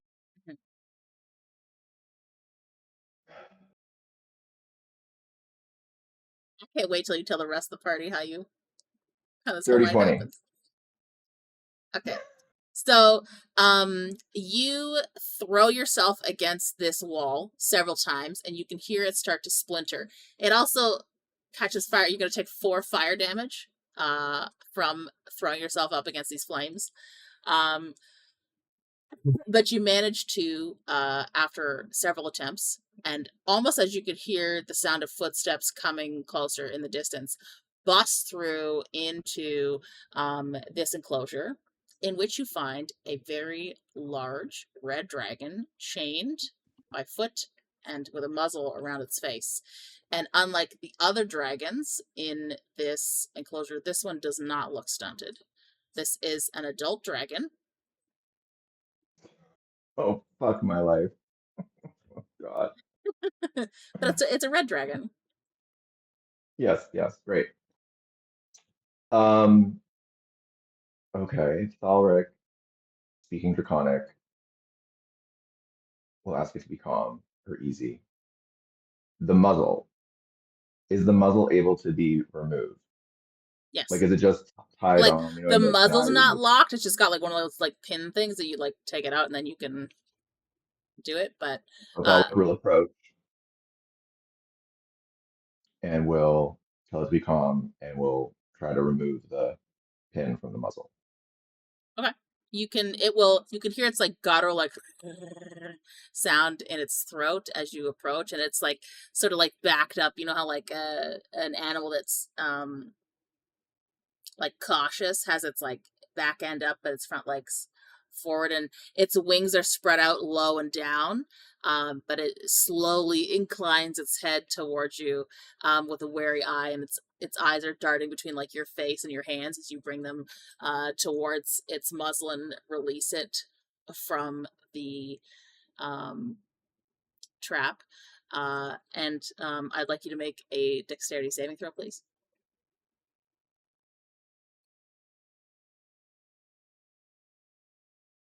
Wait. Those are always, that wasn't a saving throw. Sorry. That was the wrong thing. Let me do it. That was the wrong thing. Also, you remember you have an That advantage. was a saving throw. And we do have advantage, but I got a 21 or I got 16. Okay. So because also you have a passive 15 insight, I will say that when this dragon snaps out at you, it's not meant as like a I'm trying to bite you to kill you kind of thing. It's more like he's just trying to do it to like get you to get the hell away from him. Because like even though you've released his muzzle, there's not a whole lot of trust, right? So he's doing it as like a scare tactic against you to make you back up, to give itself more space. And then he just waits calmly for a second, but his eyes are darting towards the sound of what sounds like the Githyanki coming into the stabled area. Okay. And you have about 15 seconds gonna have before to- they realize that side of the wall is gone. Yeah. So I'm gonna have to tell him in Draconic he has to break the chains with fire. I don't have the keys. And then also maybe to find me later. I don't know if he'd let me ride him or not. I don't know if you try to dominate him in this moment. I don't think so. Because I do have growth this thing. Oh, that doesn't sound like a good idea though. It's an adult dragon. Yeah, he's just gonna tell him he needs to free himself and to find me later, maybe. A safe place for him. I don't know. If he wants to, I guess. Maybe he could help me get out of here too. That'd be nice. You know, Love he doesn't the mind. struggle He knows of you something going, I could do about- this, but maybe this. But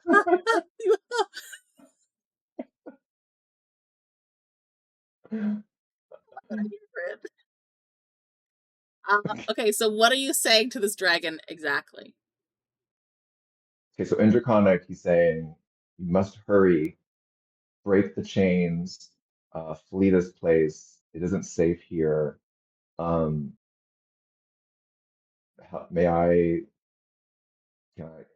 you carry me out on your back too? And I don't know, find me later. Let's be friends. I'm Thalrik. Perhaps you know Silsera. I don't know. She's a green dragon. What's done here is an abomination, and I couldn't see this happen to you. I'm gonna let you know right now. All that dragon heard was break these chains and get out of here. And even Perfect. as you're like continuing, like, I'm Thalrik, all of a sudden this dragon goes and just lets loose fire down on the straw on the ground around its chains, and you can see that it's targeting the chains around its arms, and you can see that the metal is heating up, but you can hear the cry of Gith on the other side of the barn as they realize that the side of it is open, and you hear one of them scream out, "The dragon is free! I can see its fire!" Are you? What's your next move? Oh my god, Andy, I don't know. I want to climb him, but I'm afraid he's gonna kill me.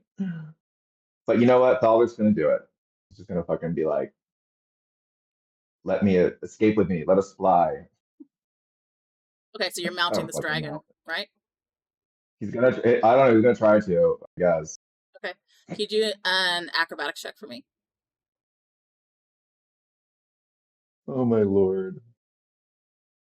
I'm so sorry this is taking so long, everybody. Oh my god. Oh god. Yeah, I got a 5. Okay. Oh, you're so lucky. Okay.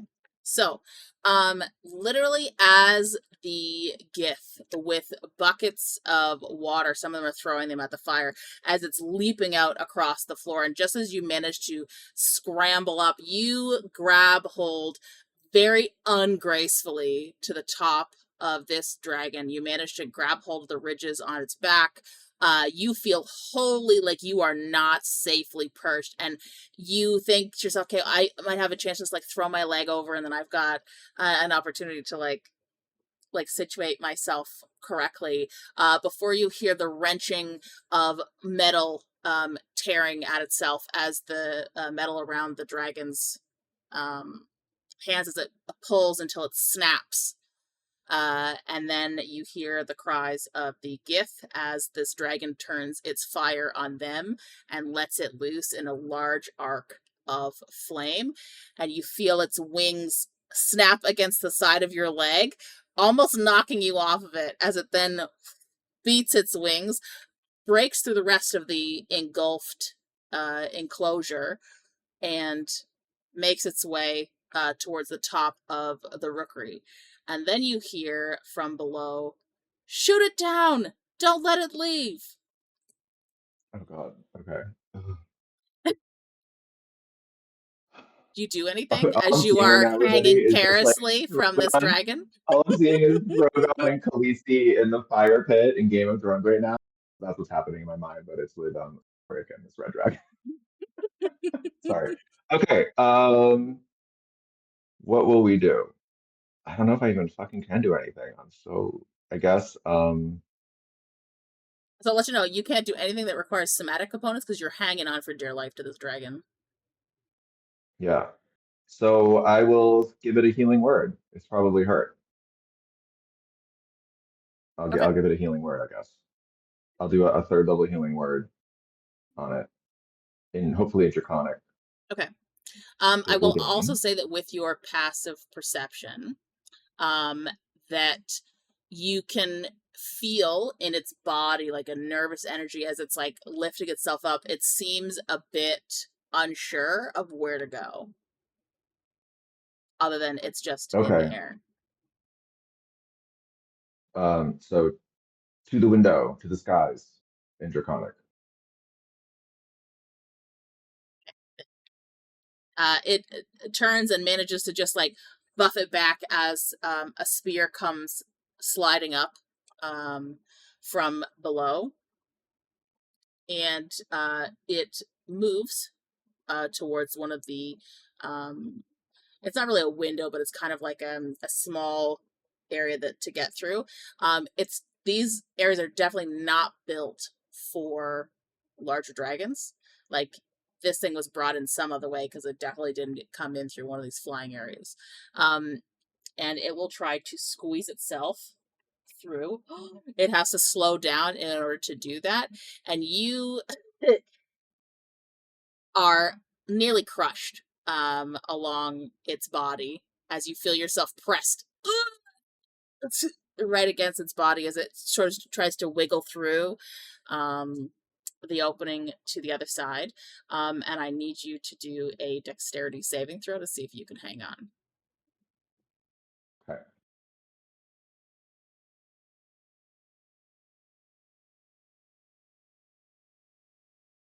Was this supposed to be at advantage, or no? Is this not an advantage? So this one is not an attack, so it's not advantage. Okay, so then in that case, it's a 5. But I do have my boon, which I haven't used yet, the Guardian Spirits, to automatic a failed save can be treated as a success. Okay, so you're using that boon to So I'm gonna save use yourself. Mhm. Yes, Perfect. yes, yes, So, you feel your fingers slip off as like part of your outfit gets hooked onto some of the edges of the wall, and you feel emboldened by some innate cosmic power as you manage to just readjust your grip, and almost as the dragon gets through the opening and you hear the thunk thunk thunk as like different spears hit the edge of the opening, as it manages to pull its body through at the last second, and then you feel almost weightless, and literally you're just hanging on with one hand as your whole body comes off the dragon as it dives down, and then right before it seems to hit the buildings below, its wings snap out, and you feel yourself thump, and you land hard on the dragon. You feel the air escape your lungs, but from you shifting up and then slamming back down, you've managed to like regrasp on for dear life. You still feel very much like I'm gonna fall. Oh God, don't drop me. As you hear like the wind roaring in your ears, as you hear some exclamations from below. This is a very large dragon compared to the other dragons that are about. And the dragon calls out to you from the wind, and it says, "Where do I go? Which way do I leave? I have no idea. They will follow. They will find Oh, me." And you could see in the um, distance little dots of the other gift riders that are still out and about at night, heading your way as they realize that there is a very large dragon that has escaped their rookery. okay, I didn't really think this far ahead. I didn't think any of this was gonna happen. Well, yeah, that's what I was thinking too, maybe. I guess I can send him to the Last Hope Bastion. I'm assuming I know where we are across the sea. I don't know if he wants to do that. So you're just going I to could tell him to go also, across the sea? I'm going to give him directions to find the Last Hope Bastion and to um, find his way there, and that they'll be expecting him, and or something. Yeah, I mean he's a red dragon. They're vicious, selfish. So I don't know how much he really is going to want to do anything, but sure, why not? Hopefully he doesn't burn our place down. I don't know. Okay, so you have said to him, you've given him directions as quickly as possible, saying across the sea, past the thing, across the sands. No. Okay, wait. You know what I would do? I think Thalrik would tell him to seek out Silsera and to join the Blight Claw Pact, and we will seek vengeance upon this place and smite it in ruin. Oh, just this thing. I gave it a DC 10 to escape from these gith, and he rolled 11.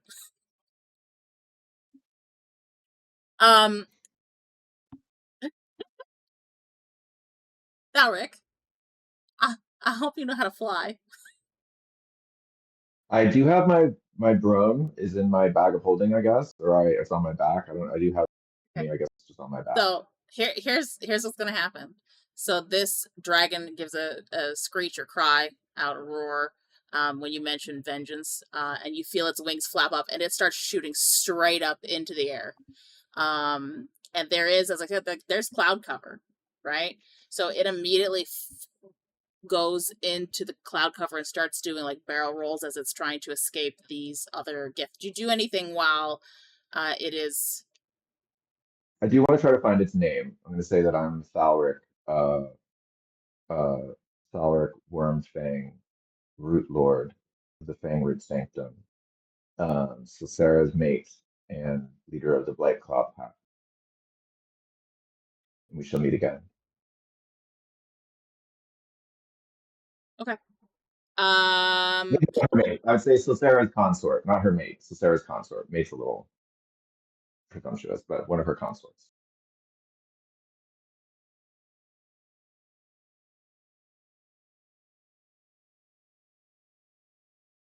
I don't know what name to give it yet. I'll find a name for it and I'll tell you what it is later. I just don't want to give it a stupid name and then it's stuck with it. So we'll Buttons. I'm not calling it buttons. It will tell you its name, and then it begins to try and maneuver to escape these Gith that are now chasing it, throwing spears and spells at it to try and stop it. And you are atop its back, holding on for dear life.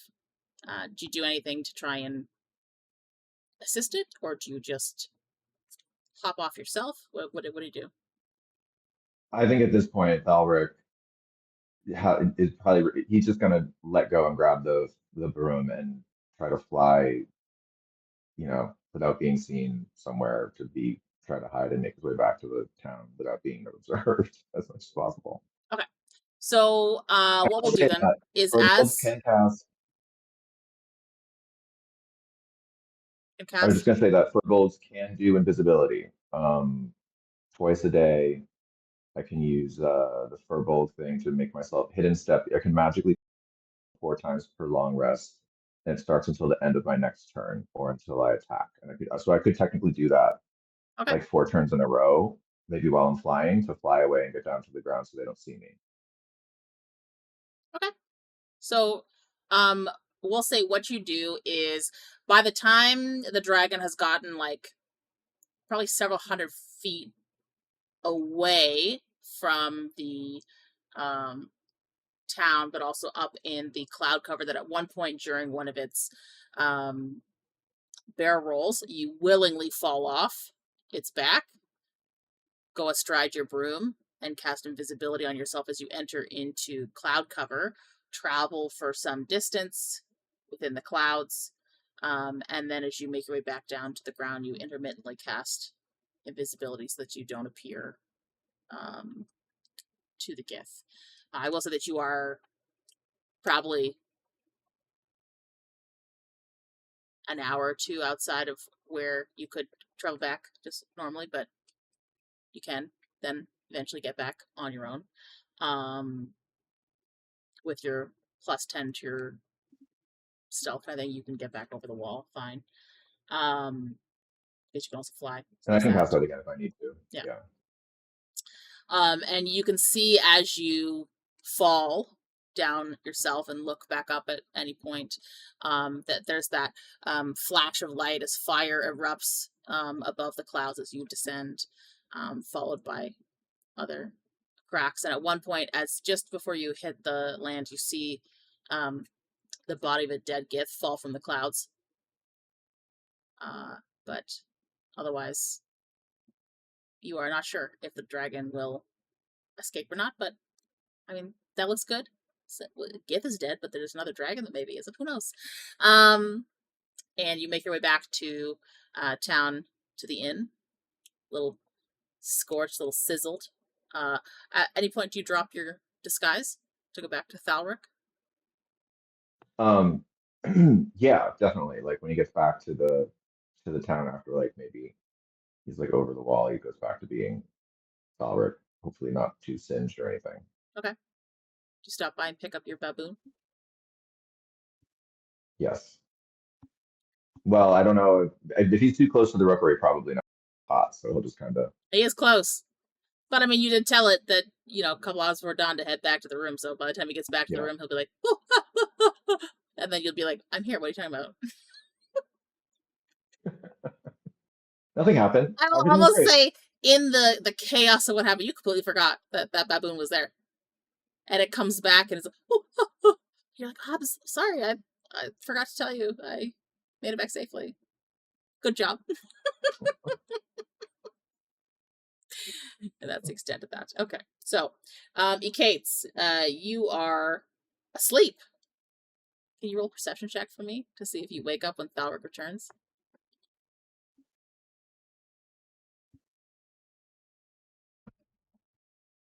Oh, you're muted. Oh. Muted. Sorry. I don't think I wake up Ira 7. Ah, okay. So, Ekaitz, you enter into the room as quietly as possible. You see Ekaitz snoring away on his bed, on your bed, and you can see on his bed is your very large bear, and just from underneath the bed skirts, you see a tiny little black snout for your jackal. Thalrik will quietly just go get in bed next to the bear, I guess. Just sort of, nest, I guess, like as animals do. All right, so you all sleep through the night. I would say around dawn, Thalrik, you are briefly awakened by your bear poofing, and all of a sudden you're slamming down into your bed like, oh, Jesus. Okay, yeah, no, we're good. And then you settle back into bed. In the morning, Ekaitz, you awake to see that the jackal and the bear and you won't know that the baboon was there, but the baboon's gone too. And Thalrik is just asleep on his own in your bed. Good. I will say you can see that there are singe marks along one of his shoulders. And he smells of smoke.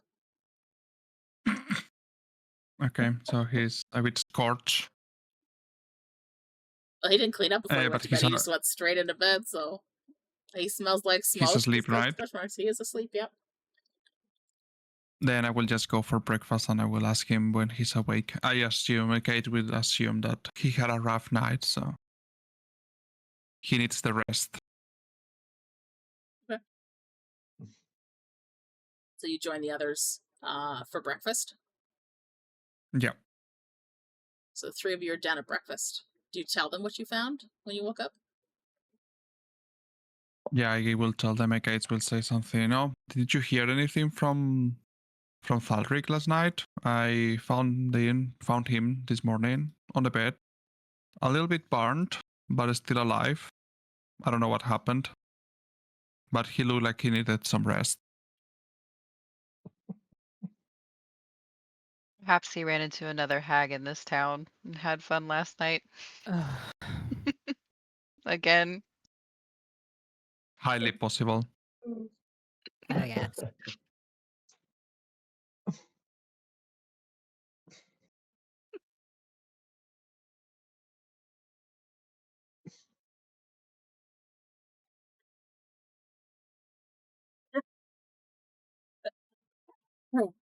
I'm going to give you inspiration for that, Hunter. That was really funny.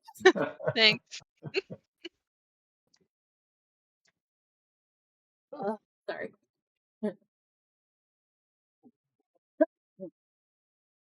Continue, sorry.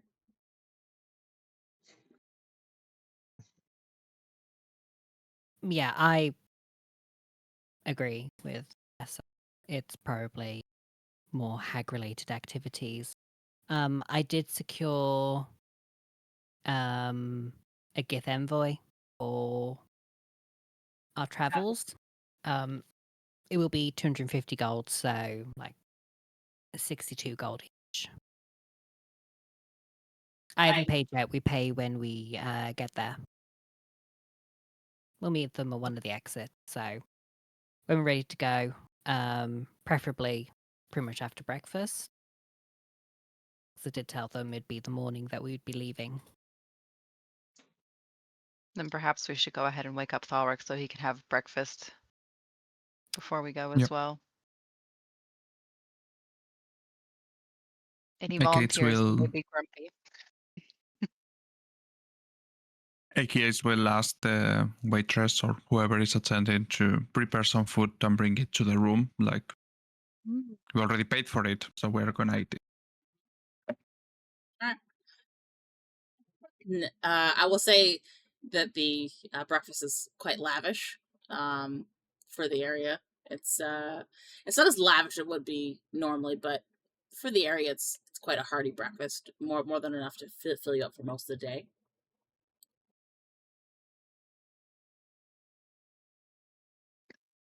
And you'll have them take it upstairs for Thalrik, I assume. Are you all?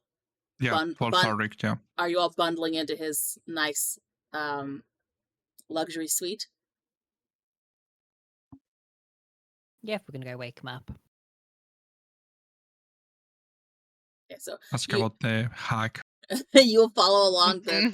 the waitstaff as they bring in this giant tray, some weird Macarena line as you all file in after him, and he puts down the tray, gives a small bow, and then exits. Thalrik, you wake to see the other three all in your room, and the smell of food closely nearby. He looks very guilty, and he's like, did you hear? Well, he's quiet. He isn't too loud about it because he's aware that he could get in a lot. So he's like, did you? Are we in trouble? Is everything okay? No, we Why just. would we be in trouble?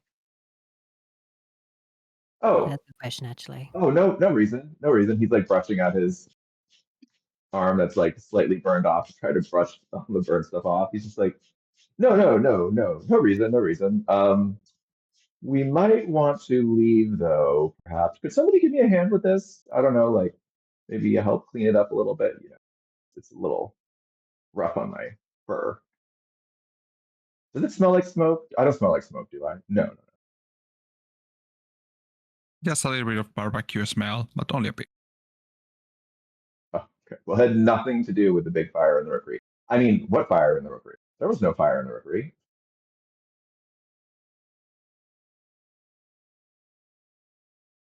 Well, you may as well explain what happened now. I just, I couldn't help myself. And then the dragons, I just had to know more. And I went and sort of got inside, which I didn't think would happen. And then I was there, and then I looked around, and then there was this sound, and it sounded like it was in pain. And I don't know, I thought, let me just see what's happening. And then I didn't do well, and then I did do well, and then the fire on things, and then the dragon, the red dragon, I kind of freed and rode beautifully across the sky.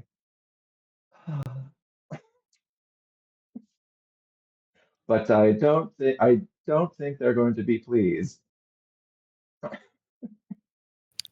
Well, thankfully, I have an envoy secured.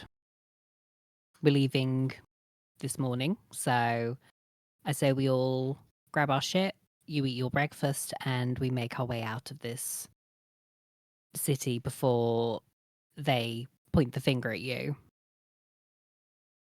I think that's a great idea. Yes, and if anybody could help with this fire burn here with maybe a little prestidigitation, that would be great. Above table, I don't have prestidigitation. Oh, okay. Well, if nobody has prestidigitation, then never mind. I think so. A little soap and water will do. Mhm. And perhaps next time, would you let one of us know before you do it next time? If there should be a next time. Yes. There won't be a next time, but if there is a next time, I will be sure to speak with everybody involved. I probably endangered the mission and ourselves and our Lord Sarva with my whatever you call them, misadventures. But we may have a very powerful ally, such and such, the young red dragon. So It's an adult dragon. So it's not young, but it's an adult dragon. Yeah. Well, that could prove to be useful in the future. And Teresa's going to go back to her room and grab all of her shit and wait outside for everyone.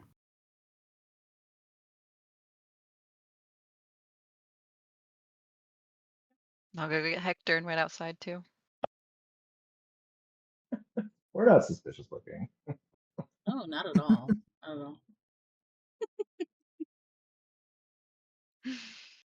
All right, so you all gather up your belongings, and I will say for everyone, as you leave your inn, you go out the front doors, you definitely see, without question, smoke still being sort of not as like it's not billowing anymore, but there's definitely trails of smoke coming up from the large tower near the north side of the city, which is the rookery.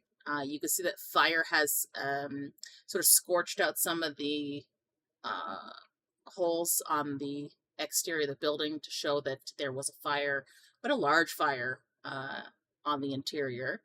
And it definitely seems like people are questioning it. You can hear sort of a general, like, how could this happen? What caused it? Type atmosphere from the citizens as you move through the city towards the meeting point that Therese arranged with the gift commander.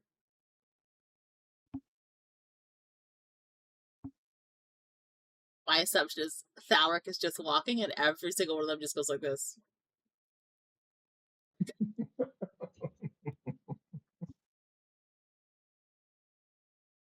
My assumption. I don't know if that's what you actually do, but that's my assumption is you all just go. This you? I'm gonna message Thalrik. They didn't see you, did they? No one saw you. No, I had to use my disguise self, and I appeared as just a rather large Githyanki. Excellent.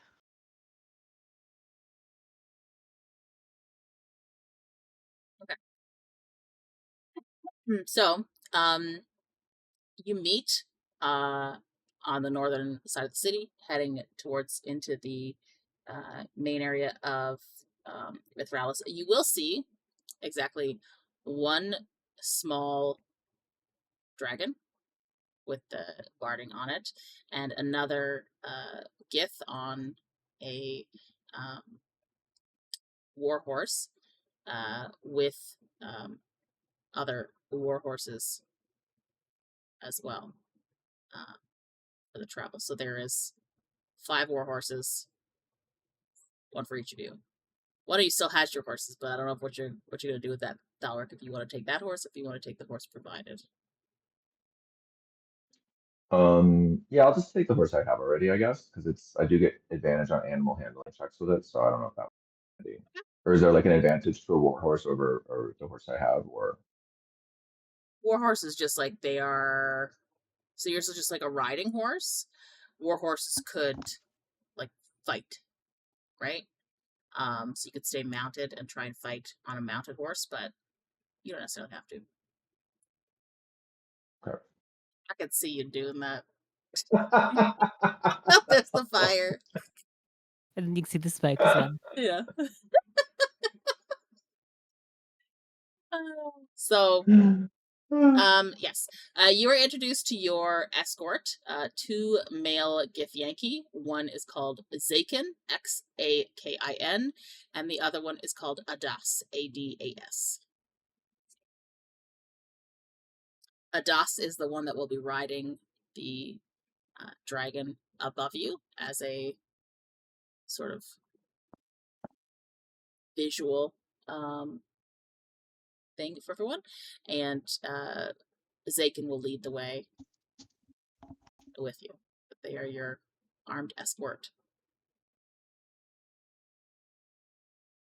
to the next hub. So, I would like to do we're gonna do some rolls to see what happens, and then we'll stop for today because it's a good point to stop here before we get into the bigger things. But I need 2 people to roll 1d20. So I'll have Ekaitz roll, and I'll have Neressa roll. Find out what may or may not happen along the way. A flat D20, you said? Yep. A 9. And a 12.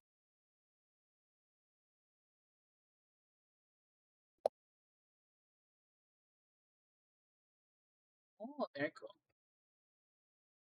Okay, perfect. So I now know what to do for the next time. Beautiful.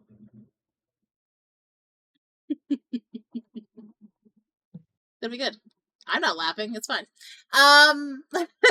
For everyone, we usually have the villains every other week, but because we missed a week last month, we're having a bonus week next week. So they are 3 weeks in a row this weekend, next Saturday, and the Saturday after, or Sunday after, because Colby won't be here on the 4th, so we're just having it on the Sunday, which is the 5th of October. So next for the villains will be the 27th, and then the 5th of October, and we have Frigg next Friday. A giggle does not mean expect pain. You shush.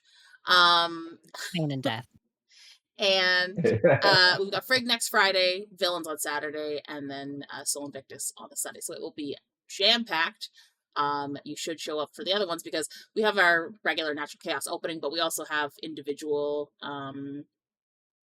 songs with shifting images for each of those campaigns as well. I am obsessed with the ballad for Frigg.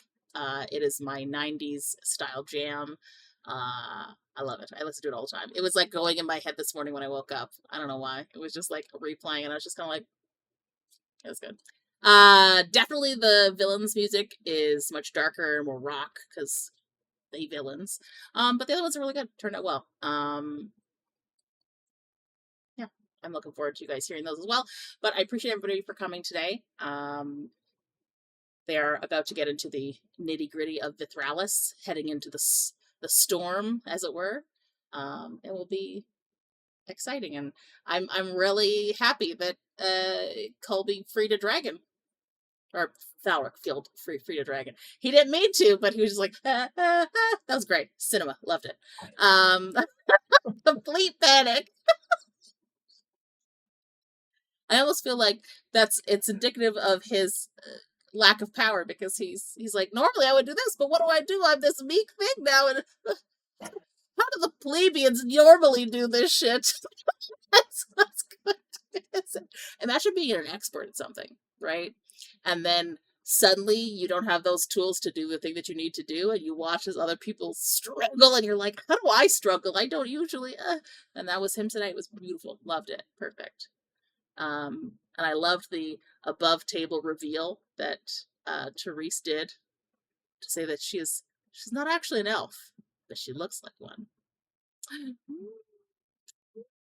Interesting. Ooh. So maybe she'll share more with her group next time once they reach the Shadowfell. We'll find out. But next session will be fantastic. And I look forward to seeing all there. But as always, rest well, make good choices. Roll better than Thalrik's rolls today.